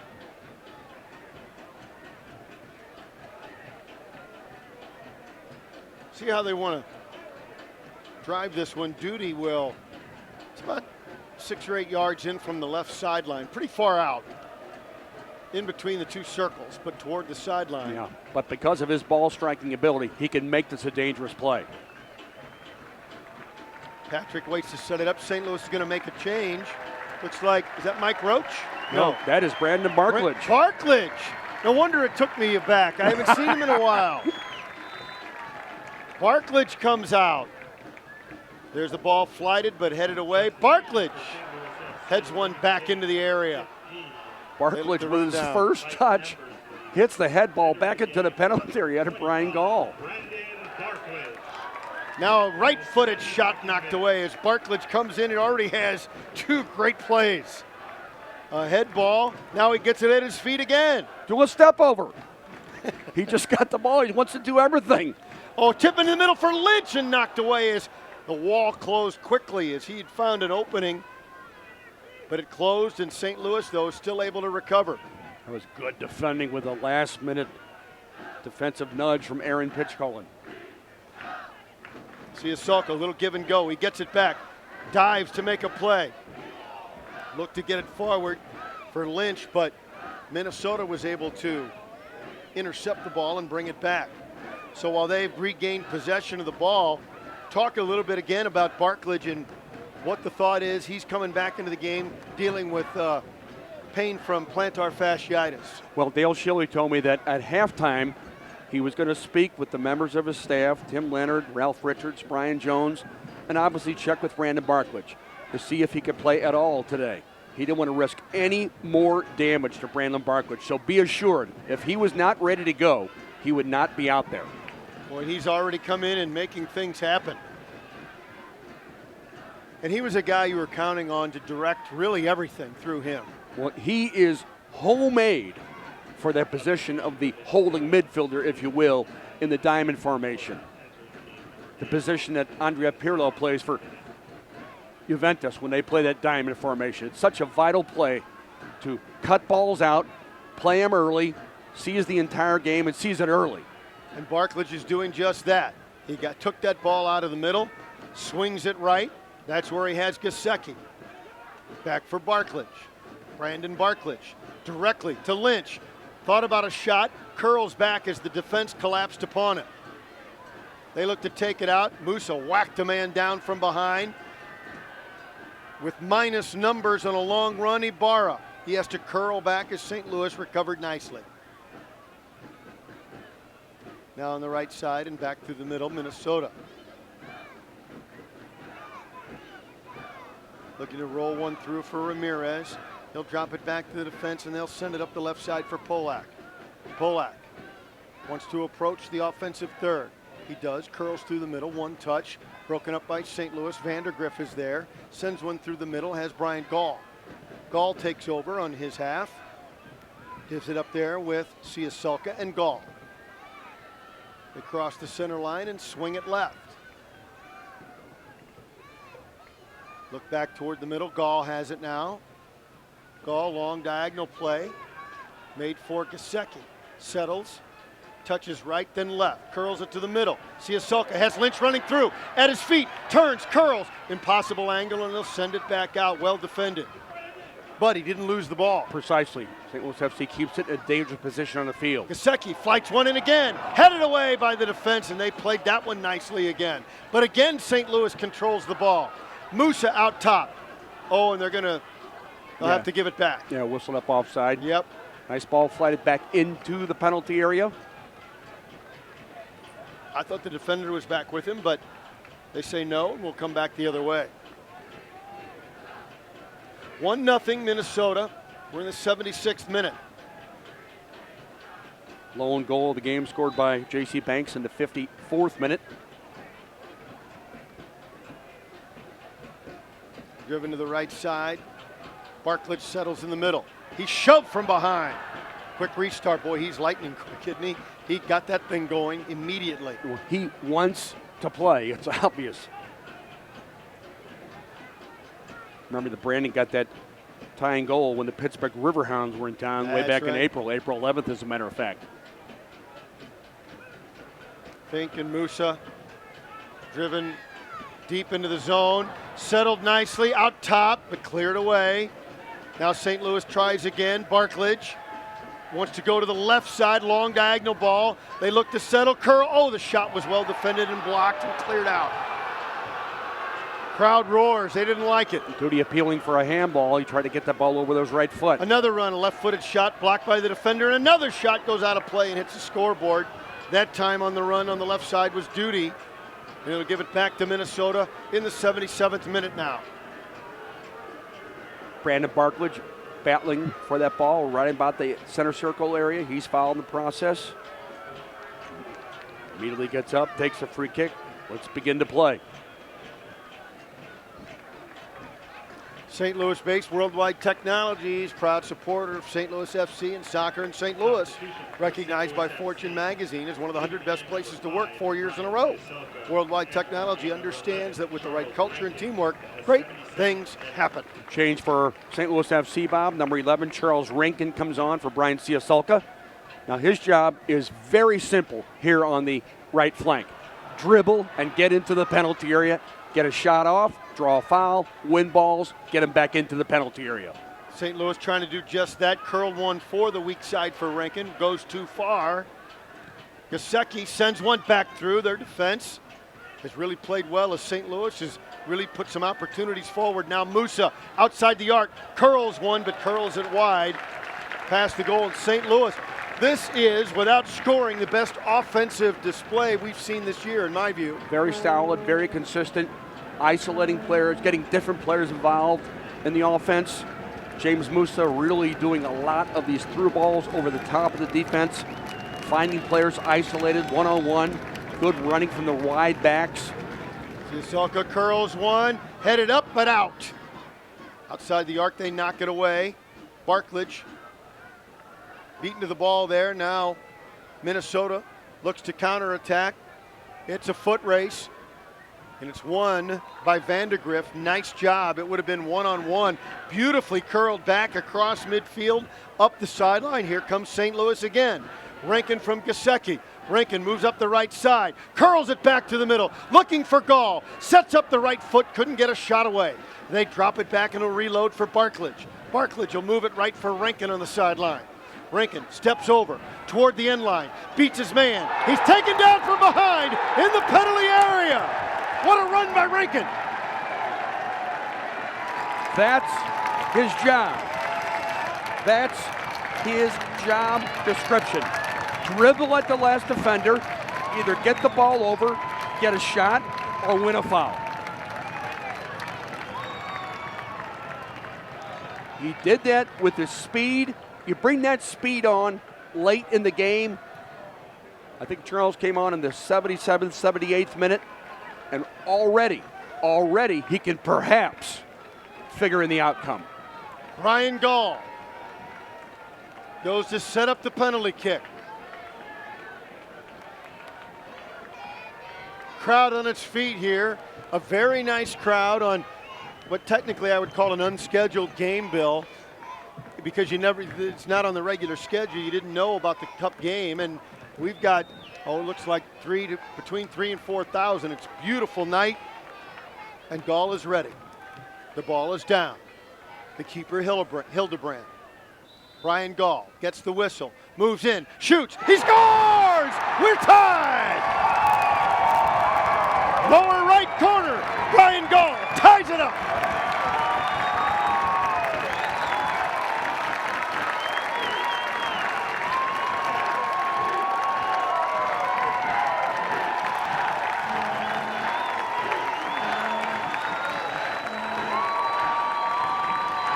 Rankin's run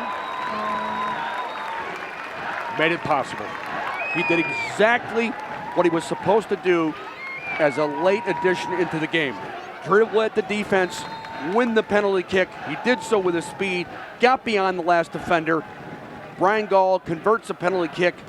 He's scored penalty kicks in 2 successive games for St. Louis FC. I suggest that Big Brother Minnesota is going to be hot under the collar again. Let's see how it plays out here in the 81st minute now. So Gall with the equalizer. The lone goal of the game for Minnesota United FC, scored by J.C. Banks. That was back in the 54th minute. Minnesota looks to go on the attack. Ball driven into the St. Louis defensive third and headed away, and Minnesota will get a throw in on the far sideline. Brian Gall with the penalty kick for St. Louis FC on the ground. The goalkeeper, Mitch Hildebrand, did indeed guess correctly. It was just simply struck too powerfully, got in behind him, and that's an equalizer for St. Louis FC by Brian Gall in the 81st minute. St. Louis brings it back, taken away nicely with the addition of Barklage, and then Rankin after him. Now a long ball looking to run on for Gesicki. He's onside, runs it down in the corner, curls it back to the middle. Just a step ahead of Rankin. The defender knocked it away, and St. Louis will throw it in on the sideline. Another beautiful ball from left midfield all the way across the field on the diagonal to the running right back coming out of his own backfield. Musa drops it back for Fink and has duty. Back to Fink at the center line. They've been on the attack now for Barklage. Has to run on. Can he save it? No. Great attempt, but Barklage couldn't run that one down. Excellent effort by Brandon Barklage. Beautiful ball sent out to him by Sam Fink. And now an unforced error by Minnesota. I don't know what they were trying to do there. Just punted it out of play, and St. Louis gets it right back. Aaron Pitchcolin trying to send that ball downfield, simply mishit it. Very rare error in ball striking from the team captain, number 4, Aaron Pitchcolin. Gesicki sends it back for Vandergrift. They're going to put pressure on the defenders now. Fink, first touch, gets it ahead, but had to give it up. Rankin saves it with Barklage. Barklage one touch, Lynch. He attacks. Here comes Lynch. Lynch moves in, swings right, sets up the right foot, turns it back at the end line, saves it, has to dribble toward the corner, brings it out for Rankin. A little behind him. He'll win that foot race, and they'll control the ball back for Vandegrift. Now Musa, back to Vandegrift. To the right side, Rankin.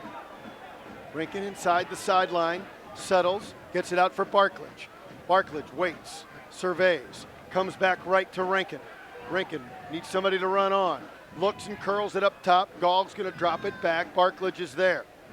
Barklage sends one high and deep. Header attempt. Knocked away, the defense clears. But St. Louis will recover. It's Barklage on the right side. Barklage fakes left, comes right, goes back left, sets it up back to the middle. That's Gesicki, left-footed drive, well over the top of the crossbar. Wonderful work nonetheless by number 25, Brandon Barklage, who has really changed this game around since he's come into the game. He certainly has. Good on the ball, good experience by number 25, Brandon Barklage. St. Louis FC and the Big 550 KTRS present the 22nd Annual 3v3 Soccer Challenge, June 20th and 21st at the Worldwide Technology Soccer Park. Go to ktrs.com/3v3 for more information and to register your team. Waiting for Hildebrandt to drive it to midfield, and he does. Fink on the header, and it's run down by Marr. Marr curls and beats his man up the left side. Parker Marr curls it back, sends it to the middle. Musa steps forward. Musa looks for an opening instead, wants to set things up the right way. They send it back to the middle, but that was intercepted by the defense of Minnesota. Now they'll control. Back for Ibsen in the game. They roll it to the right side, move it forward. Sent one to the middle. They were trying to set up Ramirez, and that's knocked away by the defense. Good quick counterattack by Minnesota. 1, 2, 3 passes, Max, into the penalty area. 86th minute, tied at 1. Back through the middle. To the penalty area, give and go. Set up Ramirez. At the end line, tries to get it to the middle, loose in front, knocked away by Rankin of all people. He came back and made a play. Charles Rankin back to defend for St. Louis FC. Clears it nicely for Duty. He came on to play offense and makes one of the plays of the night to save one. Now St. Louis brings it back. Lynch curls one forward, had Gaul. Good idea, but the defense was hip to it, and it's cleared out of there. Good defending by Aaron Pitchcolin. Barklage. Ooh. Oscar Gesicki whistled up offside there. Looked to be level with those last defenders, but evidently not so. Gesicki, who's been very actively involved in the offense, especially in the second half. He came out for the injured number 2, Richard Dixon. We're tied at 1, 87th minute.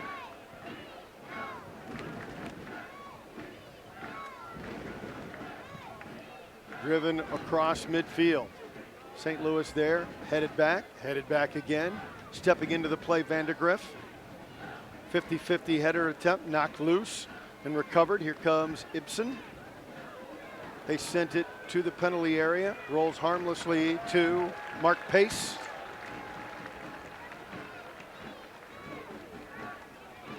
He'll take his time. Well, the ideal scenario, especially for Brandon Barklage, would be to win this game in regular time and not have to have Barklage go into any added time. The ball headed through, and Hildebrandt, their keeper, has it, and he'll bring it out.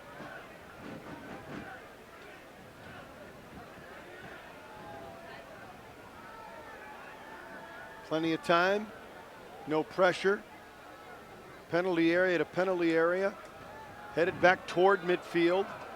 And a foul and a dangerous now opportunity midway between the arc and the circle, dead on for Minnesota. This could be scary. At quite a distance, but Quite a distance, Bob, but nonetheless, it's a dead ball. You can craft whatever you can imagine. That's why it's dangerous. Mendez will do the honors.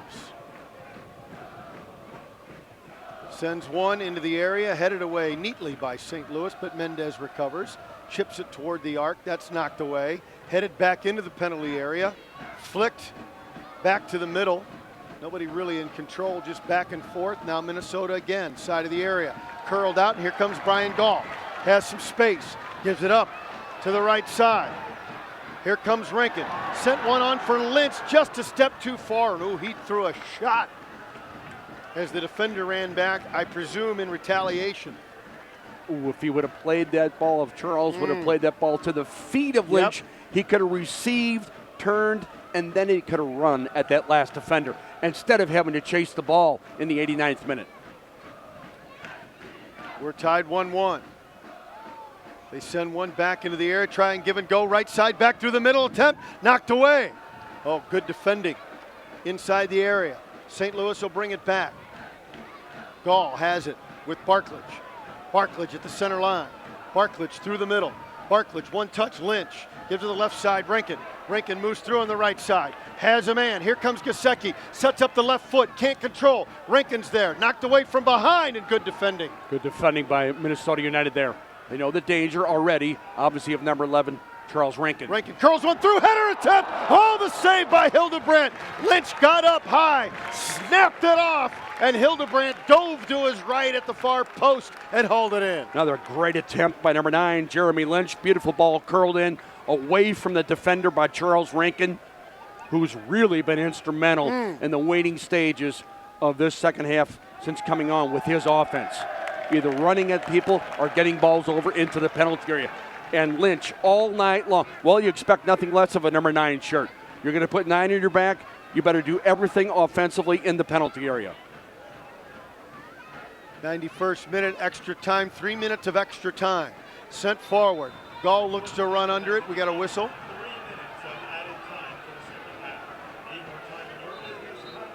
So it'll be 3 minutes. Game still tied at that stage, Bob. Then 15 minutes each way, 30 more minutes after extra time.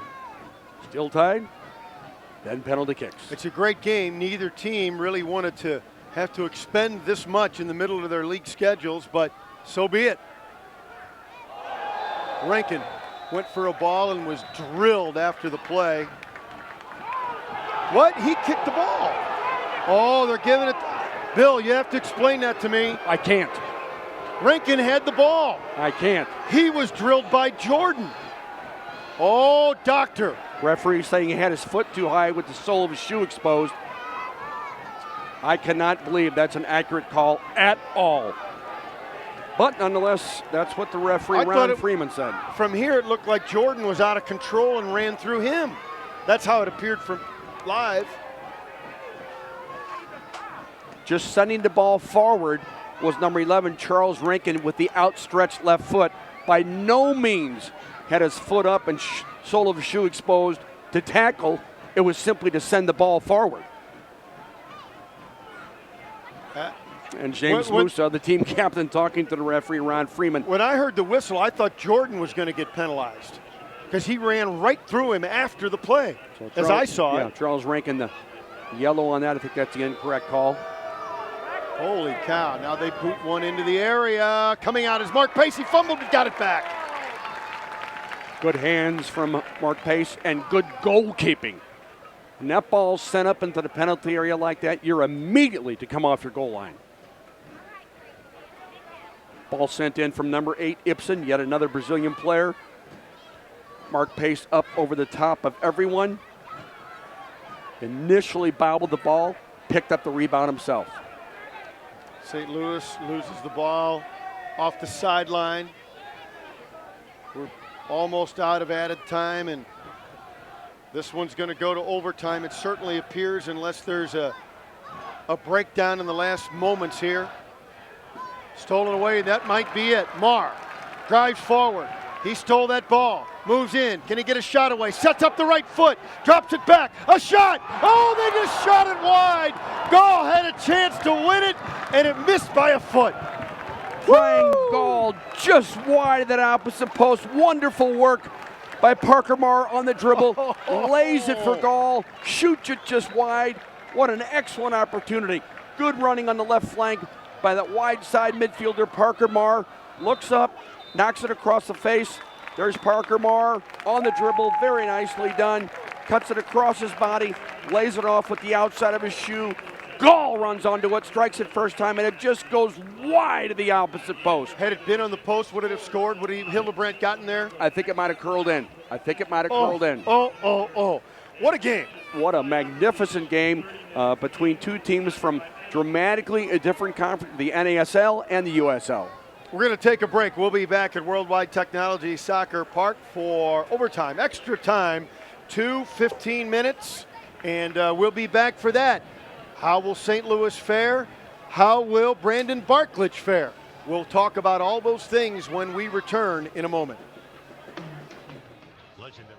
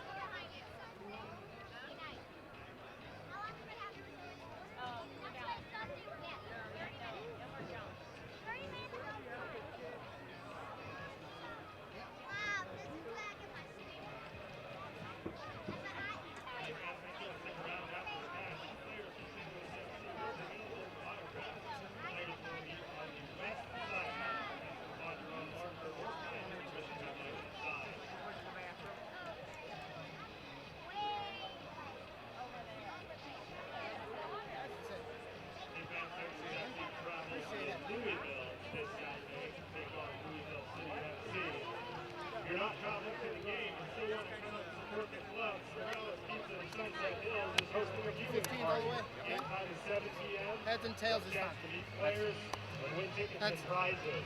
Okay, you got the ball. Bring him out, fellas. Okay.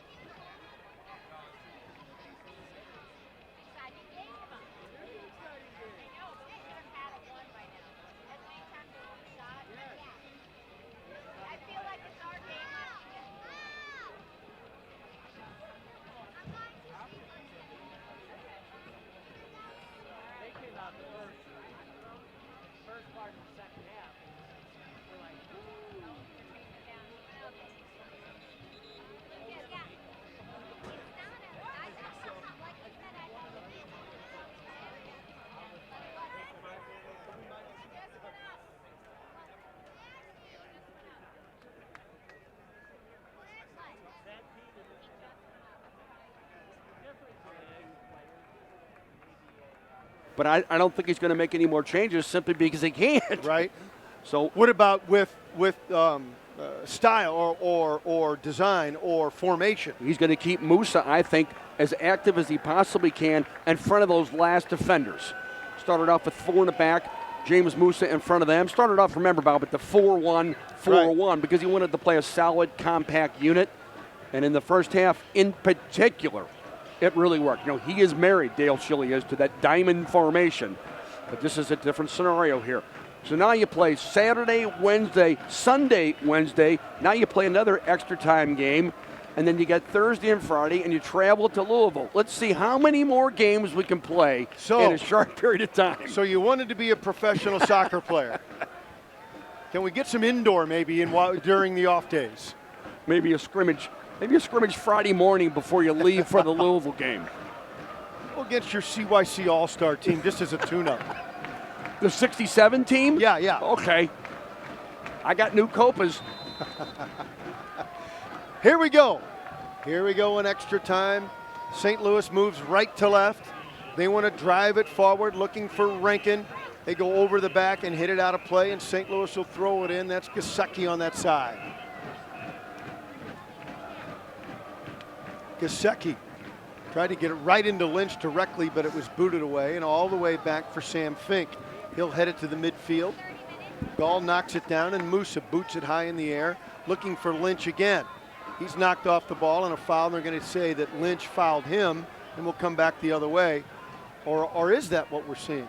I see maybe they wanted a card on Lynch, and there's a little barking going back and forth.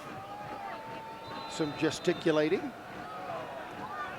And a yellow card. Yellow card They issued were to number able- 9, Jeremy Lynch, yeah. Wow, it looks like the Brian Coleman maybe should be a lawyer. Apparently he was pretty convincing.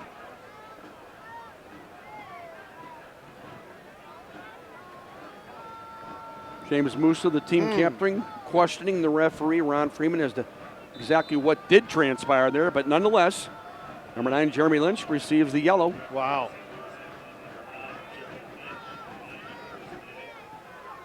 Well, Hildebrandt boots it away, headed high in the air, harmlessly at the feet of Vandergriff.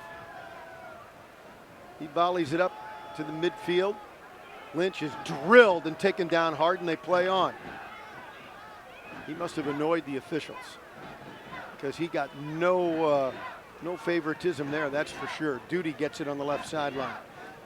At the center stripe as well, curls it around the offensive player, gives it up for Rankin. Rankin swings it left. Marr moves it forward, has Rankin.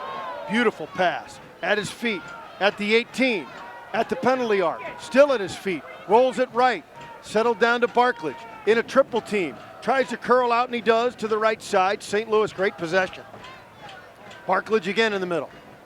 Barklage will roll it back. Moose is there at the center circle. Drives one forward. Settled down there. Looking to drive it forward, and drilled off the ball is Duty. And a foul. Patrick had momentarily lost that ball in the battle with number 16, Tyler Polak. Held on the way back to his position. Hildebrandt drives it forward again. Moose is there. He got pushed in the back, wanted a call, and did get it. A little late, but he got it. Now be careful, the man who just committed that foul, number 9, Pablo Campos. He's been brought on by Minnesota for one reason and one reason only, to win the soccer game. 6 foot 3 inches, 200 pounds, the NASL's all-time leading scorer with 47 goals. There's a drive from the top of the area top of the arc by Gall, and that went wide. So he was trying to end it or get the lead back here quickly. So Sam Fink will get all he wants for the next 30 minutes playing against number 9, Pablo Campos. They obviously were holding Campos out to save legs. They look for him. He heads it forward. And now they're going to call a foul and a yellow card. He had his back turned to the man. Vandergriff gets a card. The man jumped over his back and went down, and Vandergriff gets the call against him. So yet another yellow card issued to number 21, Chad Vandergriff. Crowd doesn't like it. Christian Ramirez, who was just outside the tip of the penalty area. Ball flighted into the top of the arc. Flicked on by Pablo Campos. Vandergriff battling number 21, Christian Ramirez. Cannot see a cardable offense on that particular play. Well, they've got an opportunity now. About 30 yards out or so.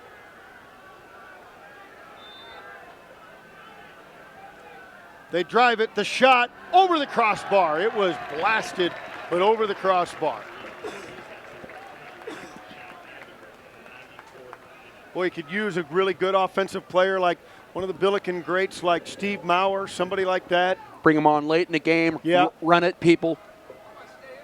Play balls in behind the defense. Take shots from distance. No, Steve Mauer was visiting the booth there a minute ago, and one of the St. Louis University greats. Without any question, what a player he was. And I got to see him play quite a bit of professional indoor. Uh-huh. And he was a marvelous indoor player as well. On that ambush championship team. Big target. Mm-hmm. Never lost the ball. This guy's a real workhorse. Number 23, Greg Jordan. Now St. Louis gets that dead ball opportunity, but way out near the center line. Patrick Duty, he lay that off and look to attack. Let's see how they want to play it. Has Barklage over on that right wing. Always dangerous with his left foot is number 22, Duty. Chips it on, they run on, headed high, but over the crossbar. I think a defender got it. No, they say St. Louis player got it. Yeah, Sam Fink up from center back, as he always does for those free kick plays anywhere close to the penalty area and our corner kicks. Sam Fink, who has worked himself into a starting position in the first 11 at that center back spot. He's been playing for Dale Schilly ever since he was a youth player. Played his intercollegiate soccer at Wake Forest at number 3, Sam Fink. Another whistle in the middle, and the officials have slowed this one to a crawl. St. Louis quick restart.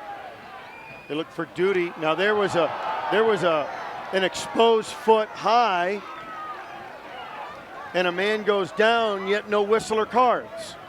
Number 14, Brian Coleman, whistled up for that foul against number 22, Patrick Duty. Maybe Duty should have run through him and faked the injury. After the play, Duty pushed over by Coleman. If I seem overly bitter, perhaps I am. Now St. Louis tries to run along the end line. That was Lynch, but goes out of play. Hey, folks, I want to remind you about USsoccer.com. It's your source for full coverage of the 2015 Lamar Hunt U.S. Open Cup. And you can also follow coverage of the tournament on Twitter. You follow this tournament at Open Cup. And you can find any and all information that you want about any of the United States national teams. The women's national team getting ready for the World Cup. Games against Australia, Sweden, Nigeria. Men's friendlies coming up against Holland and Germany. Driven to the midfield. Minnesota takes over. They find Ibsen. Ibsen and Campos have come on late. Little one touch back and forth. St. Louis takes over. Lynch has it. Tries to beat his man. He goes down. He got a shot to the face off of the hand of Brent Kallman. The official won't even look over there. Jeremy Lynch receives this ball coming out of the backfield. Flicks it with the outside of his right. Looking to get him behind number 6, Brent Kallman. St. Louis takes over. Vandergriff rolls it back with Sam Fink. And ahead. Musa. And Fink. They're going to put pressure on the defense now. They haven't done much of that tonight. But St. Louis takes advantage, overplays it a little bit. Yeah. Charles Rankin over, then back into an onside position, but he was initially off when the ball was flighted.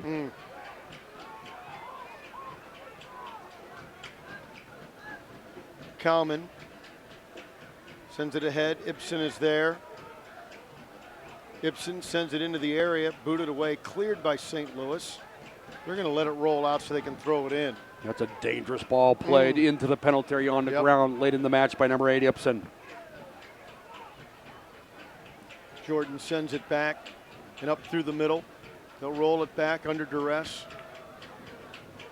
Minnesota tries a long flighted ball, has Coleman running under it into the right corner, tried to blast one through the middle, but it was knocked away by Marr. Beautiful ball sent deep out of their own half of the field. Minnesota sends it towards that right wing corner flag so that Coleman can run onto it. Nicely designed. Ryan Coleman will throw it in off the right sideline. Offensive third. Throw in deep into the area. Flying high to get it is Mark Pace. He makes a nice play. Good hands from Mark Pace to take that off the head of number 9, Pablo Campos. That's no easy feat. Getting a ball over his 6-foot, 3-inch frame, but Mark Pace did just that off this throw in at the near post. Back through the middle. Taken away by St. Louis. Nicely done. Fink gets it ahead. And that's where he has Brandon Barklage. Barklage sends one over, but a little bit offside. Gesicki a little too anxious to run under that one. Brandon Barklage realized he couldn't play it to him on the ground. He scooped over that last defender. Gesicki just a little bit offside. Couldn't get into that last position over that last defender. So Minnesota brings it back. We're tied 1-1 in extra time.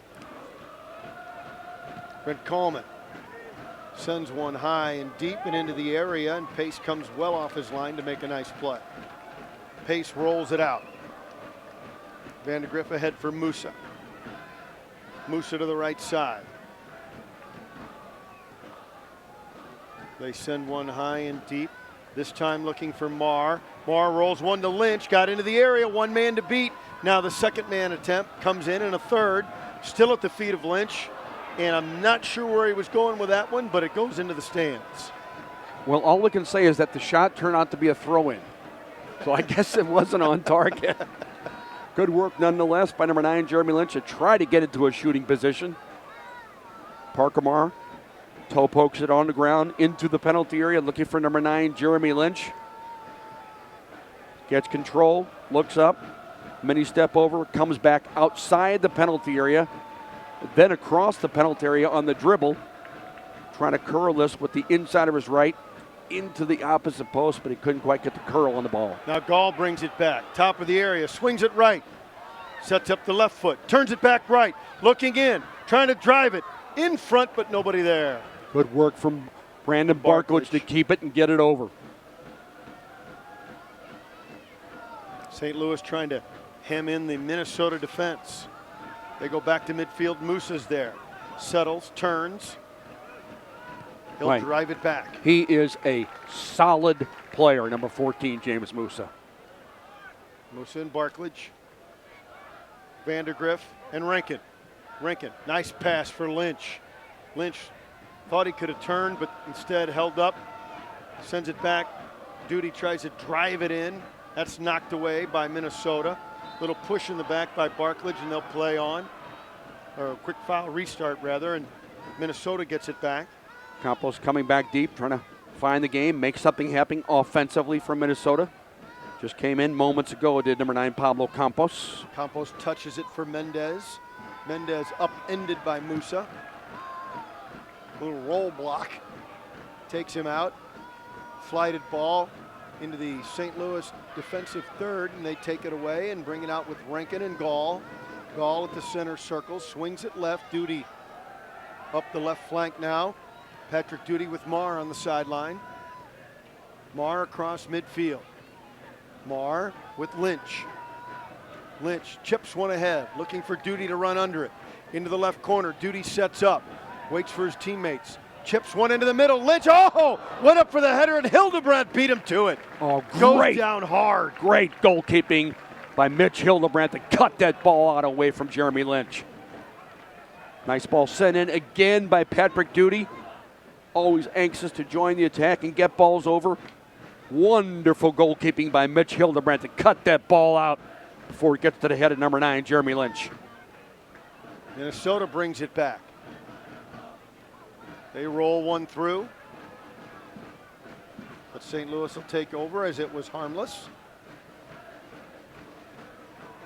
Vandegrift in the back. Swings it to Fink. Sam forward with Parker Marr. Marr near the center circle. goes through a double team. He got whacked a little bit from behind and loses the ball, and Minnesota brings it back at the center line. Looking to get one forward again. To the right side there with Mendez. Mendez up the right side. Kind of have some numbers here. Curl one through. Campos is there. Diving play by the defense of St. Louis, and here comes the counterattack. Gall through the middle. Rolls one left. Has Lynch on the sideline. Lynch, one man to beat. He does beat him. Back to the middle. Can't set up the right foot. Finds Rankin. Rankin to the right side. St. Louis content to bring it back, and Musa's at the center circle. Musa swings it left for Duty. Up top, Barklage. Musa back to Barklage. Barklage gets it through for Gall. Gall outside the arc, tries to step through, well marked. Couldn't get it to the wing. Marr does now to Duty on the left side. Duty looks in. Heads for the corner, curls one, got the play, off the defender, off the end line. And the call goes against St. Louis. He's calling the time period before the corner kick is to be taken. So Patrick Duty again doing his job, getting the ball over, or at least attempting to. He would have on the corner kick, but the first 15 minutes is called before the corner kick can be flighted.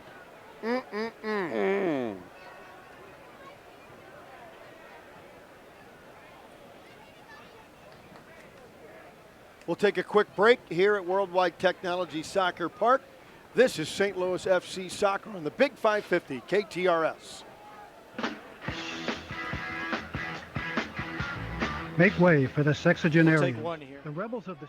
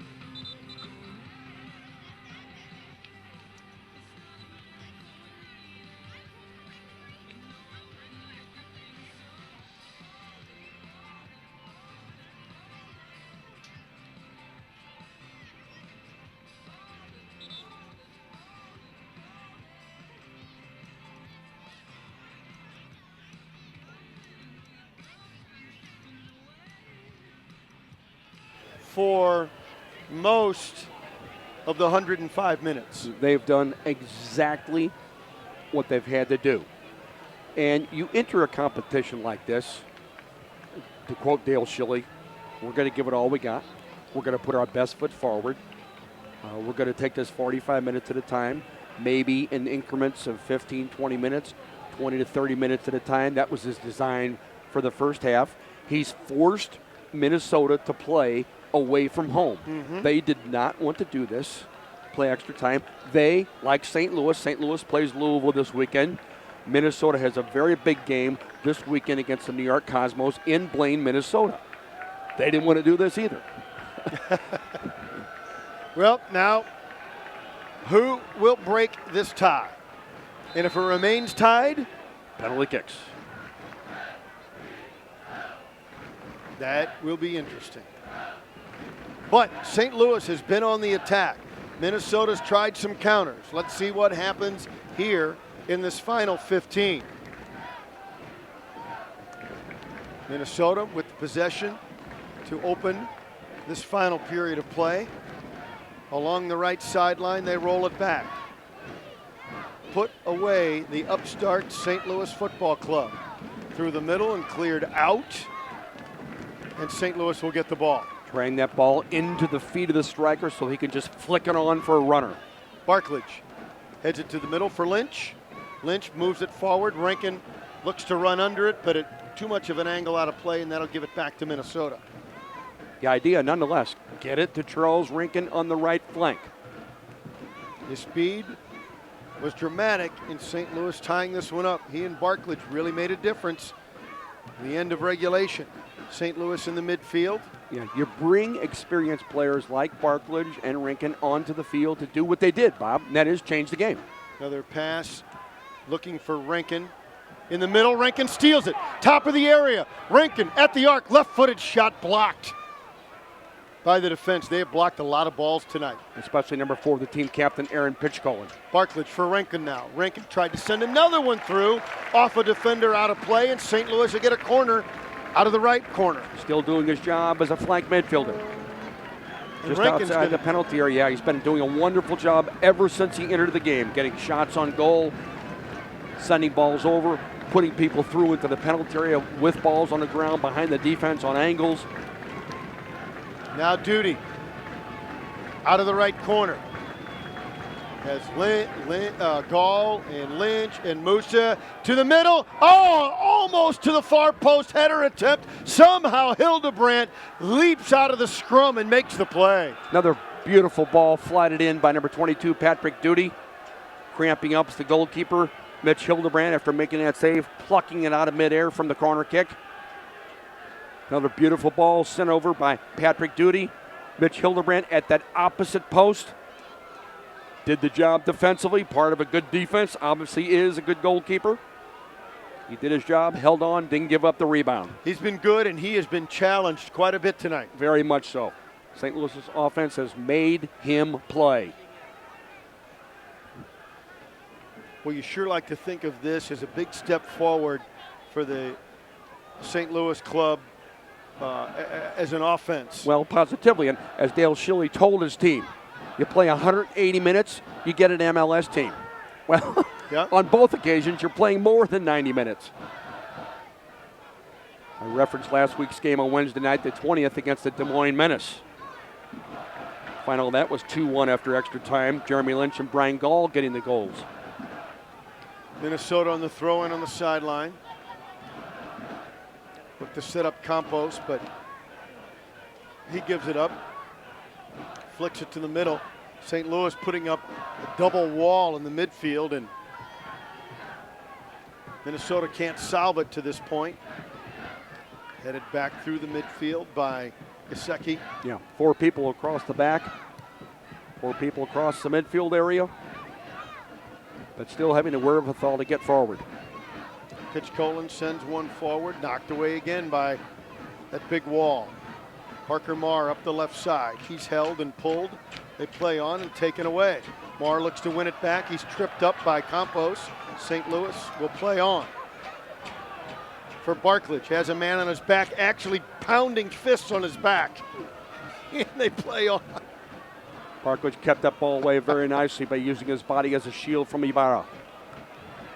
Now a big counterattack. Here comes Minnesota up the right side. Oh, taken away and cut out beautifully. Good open field tackle by Sam Fink at the tip of the penalty area. Wins the ball, doesn't foul. How about that? Minnesota was smelling it, Bill. They had 2 or 3 people running on that right flank, getting in behind the defense. Wonderful tackle from Sam Fink. St. Louis sends it back for Gall. Gall. Little give and go with Lynch. Or Rankin, rather. Now to the right side for Gesicki. Gesicki rolls it back, under control. Vandegrift has it. Vandegrift and Barklage. Back to Vandegrift. He's going to send it back to Fink. Fink wants to try the left side. Fink moves forward. On the left side. Oh, nice little move through the middle. Marr to the left wing. Duty steps up, curls one in. Header, but up in the air. Gall made a nice run under that one, didn't he? Brian Gall got into the penalty area. Another nice ball flatted in by number 22, Patrick Duty. Every ball he sends into the penalty area is dangerous. It's from the left flank, coming in again from Patrick Duty. between the defense and the goalkeeper, trying to find number 8, Brian Gall. But again, there defending is number 23, Greg Jordan, who's been an absolute workhorse tonight for the visiting Minnesota United FC team. Hildebrandt drives one into the middle. Volleyed out of there and then back through the middle for Minnesota. Now they look to set up their attack. Curled through and cleared out of there by Fink in the midfield. 50-50, battled for. St. Louis wins it. Musa in the middle, has Barklage. Here comes St. Louis. Barklage into the offensive third, sends it right. Rankin moves in, right side, toward the end line, curls it back, wants to set up the left foot. Oh, and he lost the ball from behind. Good effort, and they run back the other way. Here comes Ibarra. Back through the middle. Oh, and they tried to set up Campos, and he ran away from the play. It's knocked away, out of play, and Minnesota will throw it in. Campos was waiting for that ball to be played into his path as opposed to his feet. The end result couldn't quite happen. Chad Vandegrift back defending. Kalman will throw that in off the right sideline near the corner. Brian Kalman. He's been effective tonight. Both Kalmans have played the entire game. Brent and Brian. Flighted in, headed out. Kalman retrieves on the sideline. Left foot wants to come to the other side. Rankin knocks it away toward midfield. They recover. Jordan flights one through, header attempt down, but cleared. Sam Fink again centrally located defensively. Does the clearing. Physical play in the back. Gall was tripped up with a man on the ground. He may have pushed him first. Gall did not like being scissor kicked by a man down on the pitch. And there's a card for arguing, I presume. No, I think, no? Let's see what it was for. A yellow card issued to number 14, Brian Kalman, and we'll have to get a chance to look at the replay to decide exactly what transpired. We did not see the initial play, at least I didn't closely enough to be able to ascertain what exactly happened.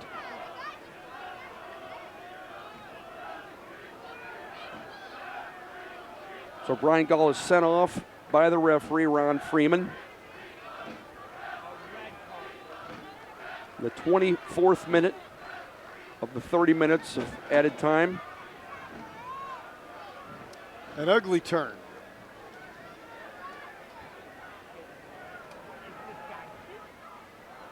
Brian Gall battling number 14, Brent Kalman. Here's the end result of the play. It looked like Gall was trying to get away from Kalman at the end, and then at the very end of the play, looked to take a swipe at number 14, Brian Kalman. Referee Ron Freeman saw it and sent Gall off. There's a high ball, flighted well, deep into the penalty area, into the goal area, and Mark Pace makes a nice play on it. Well, so the end result of that scenario, Bob, is if indeed it goes to penalty kicks, you're missing one of your prized penalty kick takers. Not that I'm keeping exact accounting. I'm not. I don't work for Anders Minkle and Deal, but it seems to me that a predominant number of calls are going against St. Louis, and that's a big one. Now a corner kick late in the game in the 25th minute of the 30. Well, you've got to capitalize on some of your opportunities. I don't care what sport it is. You leave it in the hands of the officials, you're asking for trouble. And St. Louis has had tons of opportunities and not been able to capitalize. Had some magnificent opportunities. Great chances on goal. Curled out away from the goal, but out top. And there's the left-footed drive well over the crossbar by Ibarra. That's a fatigue shot. No question whatsoever. Number 10, Miguel Ibarra. NASL Best 11 the last 2 years. Also 2014's NASL MVP, number 10, Miguel Ibarra.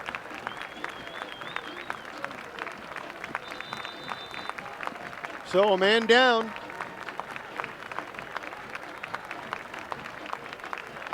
Pace drives one through the middle. Couldn't find a teammate. Minnesota wants to take advantage. In the back, they send one through to the right side. Looking for Campos, too far ahead. It rolls through and booted out of play, and they'll get a corner. I think Mark Pace says shouldn't have hit that when it was going to roll through, but Oscar's hard to know. He's with his back to play, Yeah. and he knows there's somebody on rushing from that left midfield slot. Didn't want to take a chance. Exactly. Now it's Minnesota. Maybe their best chance in a while to end this one. Curl to the middle, header, but out of play. St. Louis will get it. Nice ball sent in from the left flank by number 10, Miguel Ibarra. Looking for number 9, Pablo Campos. Wasn't on. As we get into the 27th minute of the 30.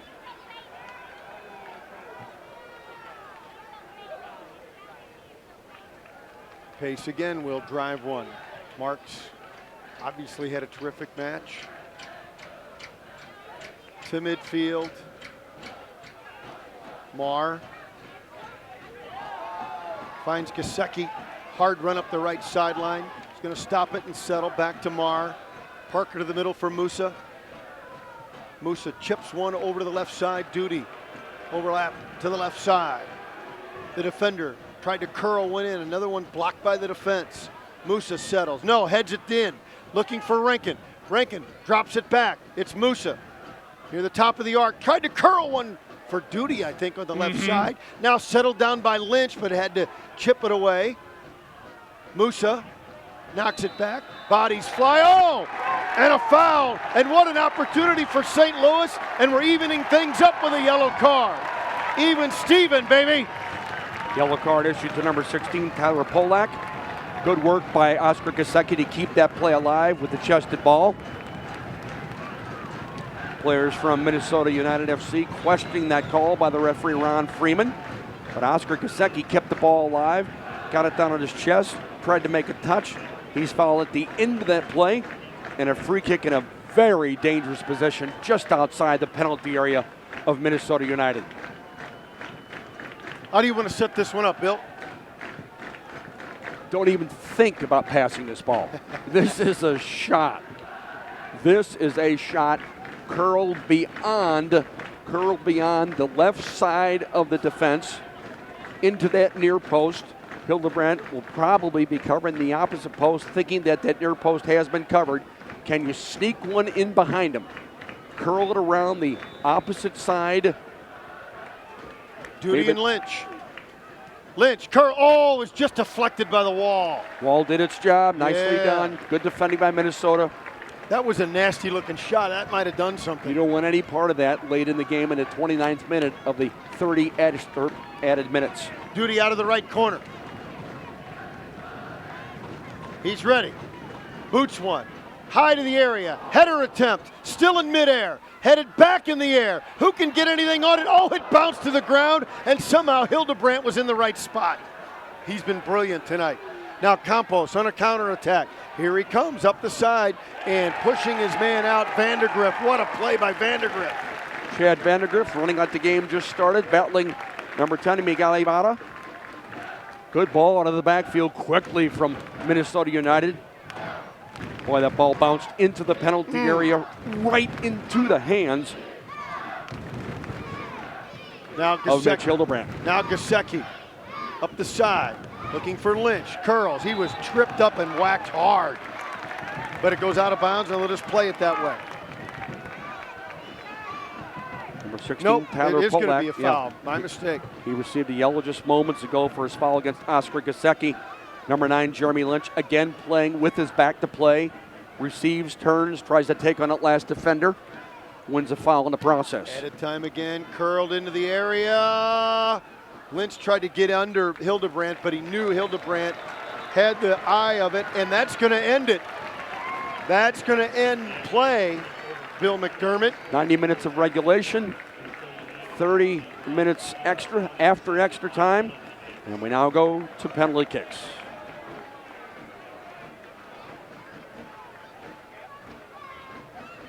So how do you want to see that play out? How does this play out? The penalty kick shootout, it is anybody's game. Who's the hottest goalkeeper? Who has the most confidence? Who has the most courage to take this game and win it and play an MLS team in 2 weeks? Both goalkeepers have been superlative, I think. Mitch Hildebrandt, especially late in the second half. And Mark Pace, likewise, who's been very consistent in every game he's started and played for St. Louis FC. He and Alec Can, the two goalkeepers who have played so far this year. But when it gets to this stage of the competition, Bob, without having any old hackneyed phrases, who wants it the most? 5 apiece, and whoever has the insurmountable advantage after the 5, then it's concluded. If it's still tied, then you keep going one by one. Oh. Well, regardless of how this one turns out, St. Louis, I think, has opened some eyes and taken a big step forward. If you can't see that, you're not paying attention. For an expansion team in this league that just started February 16th with a ton of young players who have already played, for all intents and purposes, more than a college soccer season. Right. They're not accustomed to this grind. Now, in college, it's preposterous because you play on Friday and Sunday. However, the competition is not always this intense. Right. This is professional soccer where every one of these players are trying to play their best, get the attention of other people to try to go higher in their profession.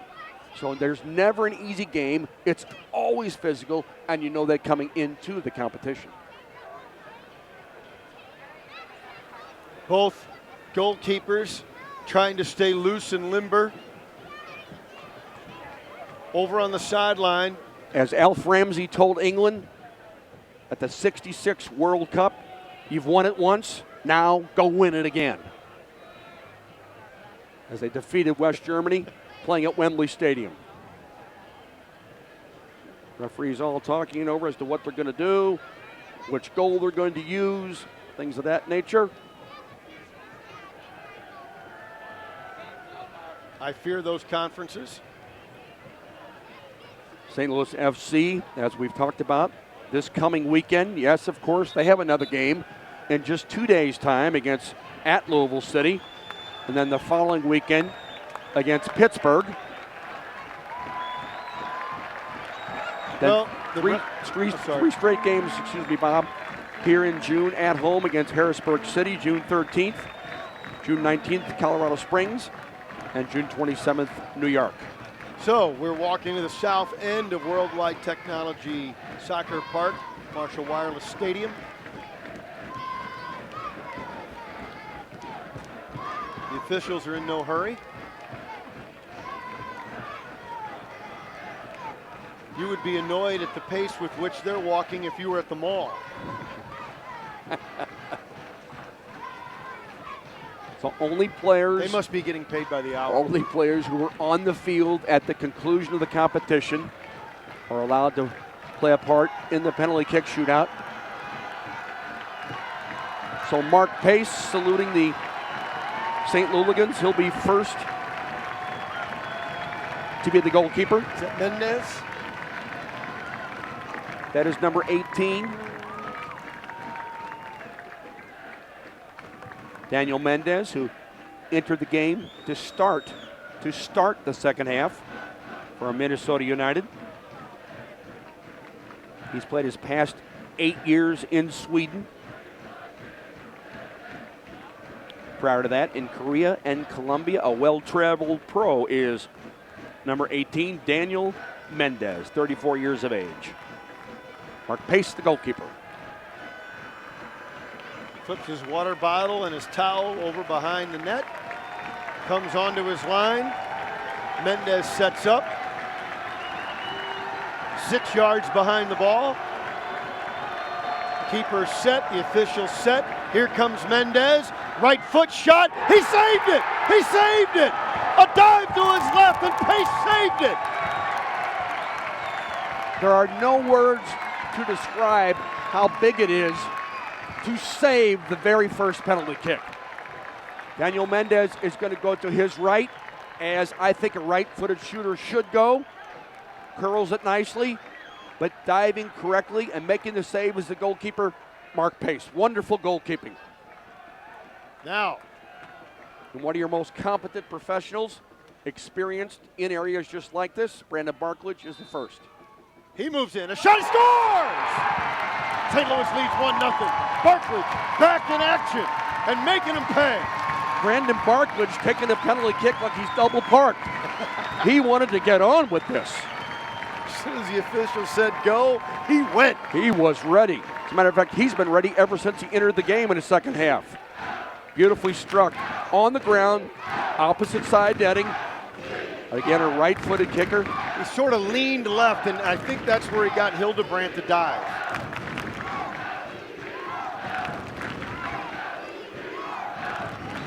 Pace goes back in. This is number 8, Ibsen, yet another Brazilian. Started his professional career with Flamengo. Ibsen straight on, no angle, approaches, stutter step, shot, over the crossbar. Oh, doctor. Oh my. He shot it like Ibsen the author. Ibsen over the top of the crossbar in the penalty kick shootout. Now St. Louis goes with Patrick Duty. Duty only steps back about 3 yards. So this would be a quick shot. He looks, he sets, he's ready. Duty shot, score! Lower right-hand corner, Patrick Duty, 2-0 St. Louis. Again, to the left of the goalkeeper. First Barklage, then Duty.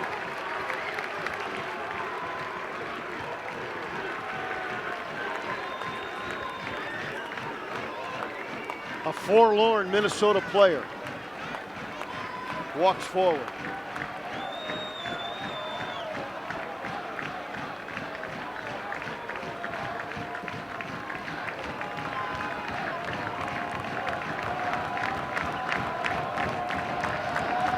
Now they're ready. So is Pace.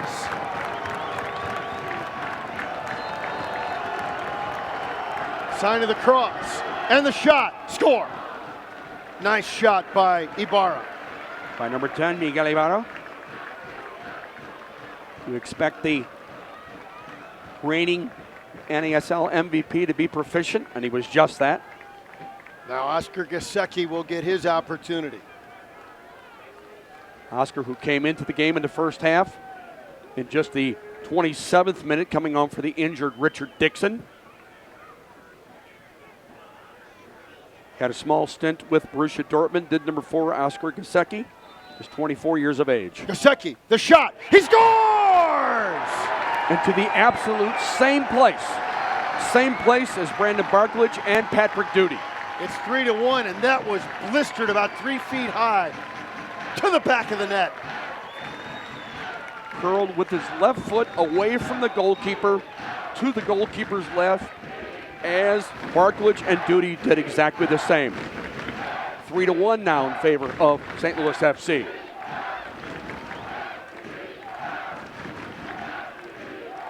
This is Christian Ramirez. Can he come back to haunt his former coach, Tim Leonard? Played for Tim Leonard at the UC Irvine Strikers. He steps out, moves in, shots, hit the goal post. Oh, he had Pace leading, and he missed. He hit the goal post, and St. Louis wins and will move on. Bill McDermott. How about that? You got to play 2 games to play an MLS team. And that's exactly what has transpired here. The St. Louligans with the pitch invasion as it should be, as St. Louis FC in just their first year as an expansion team beats the NASL squad Minnesota United FC on penalty kicks. Beautifully done, nicely engineered throughout the entire evening. Let's go back in a moment, but first let's talk about that last attempt that Minnesota needed to stay alive. And Ramirez, he actually had Pace diving the wrong way, So for all intents and purposes, he missed the wide open net and hit the goal post. Hit the face of the goal post. The first shot from Mendez was saved by Mark Pace. Ibsen hit his high over the crossbar. So only 1 for 4 by Minnesota United. That was converted by Miguel Ibarra. So what a tremendous game. And I want to go back and talk about, St. Louis changed their formation a little bit. They wanted to play the game in increments, if you pointed out throughout the broadcast, throughout the game tonight. And the St. Louis players rose to the occasion and the challenge from their coach to do just that. And they succeeded. They did it. It wasn't an accident. It wasn't some weird bounce of a ball. After the first 8, maybe 10, 12 minutes of the match, St. Louis controlled the pace, had the most and the best opportunities, and it ended up paying off. And Dale Schilly's substitutions late in regulation changed the outcome of the game. One of them was Brandon Barklage. He was successful on the penalty kick shootout, as was number 22, Patrick Duty. These all went to the left side of the goalkeeper, Oscar Gasecki. Evidently, this turns out to be the winning penalty kick in the same exact spot. So good, deadly, clinical finishing on the penalty kick shootout. Really a terrific match, and the fans have all run out onto the pitch. It's really an exciting moment for this expansion club, a new team, as they step forward, and you certainly hope that they're able to build from this. Positively, Bob. And this competition inserted into your regular season right in the midst of everything happening. You have a game this weekend away at Louisville. Then the next time you come home is against Harrisburg City, which again is an important game. And it's an important game. Why? Simply because Harrisburg City is above you in the standings. So it is important with every one of these games, even though it's just almost for all intents and purposes the middle of the season, that you get the 3 points at home. So when you look at a game like this, the overall atmosphere, what you had to do to be successful, getting a chance to bring in Brandon Barklage, Jameel Hardware, still not ready. Oscar Gasecki comes on, did his job, and James Musa continually again finds people on a regular basis, makes the right choices. Mark Pace did a wonderful job of playing goal tonight. He got the team off on the proverbial right foot with his goalkeeping in that penalty kick shootout. It's so big that you either score or save, depending on what you're doing, obviously. The first score one. or save that very first one. Well, now, Bill, now we've already talked about the schedule coming up. Louisville on Saturday, then you go to Pittsburgh on June 6th before you come back home. But you played home on the 13th, and then it's June 16th in Kansas City? June 16th in Kansas City against Sporting KC, an MLS team. Peter Vermees has turned this franchise totally around. One of the original franchises in MLS. They began in 1996. They initially played their games at Arrowhead Stadium. They had a couple years where they had to change and go to a makeshift temporary venue while they were building their new venue. But what a venue it has turned out to be. One of the best soccer-specific stadiums in the United States without any question. It'd be nice to go over and see that. Positively. And I hope a lot of fans, I hope we get a bunch of folks over there. 3.5 hours away for all intents and purposes. A long ride for maybe yet another home game. But a chance to play in your first year as an expansion team to play a team from Major League Soccer. Well, Bill, we'll be off for a couple of weeks. We'll be back at it when Harrisburg comes to town on the 13th, and hopefully St. Louis can use this as a jumping off point and go steal some points on the road in the next couple of weeks. That's exactly what you have to do, because they have two very difficult games on the road. It's always tough on the road, but you have to get some points on the road.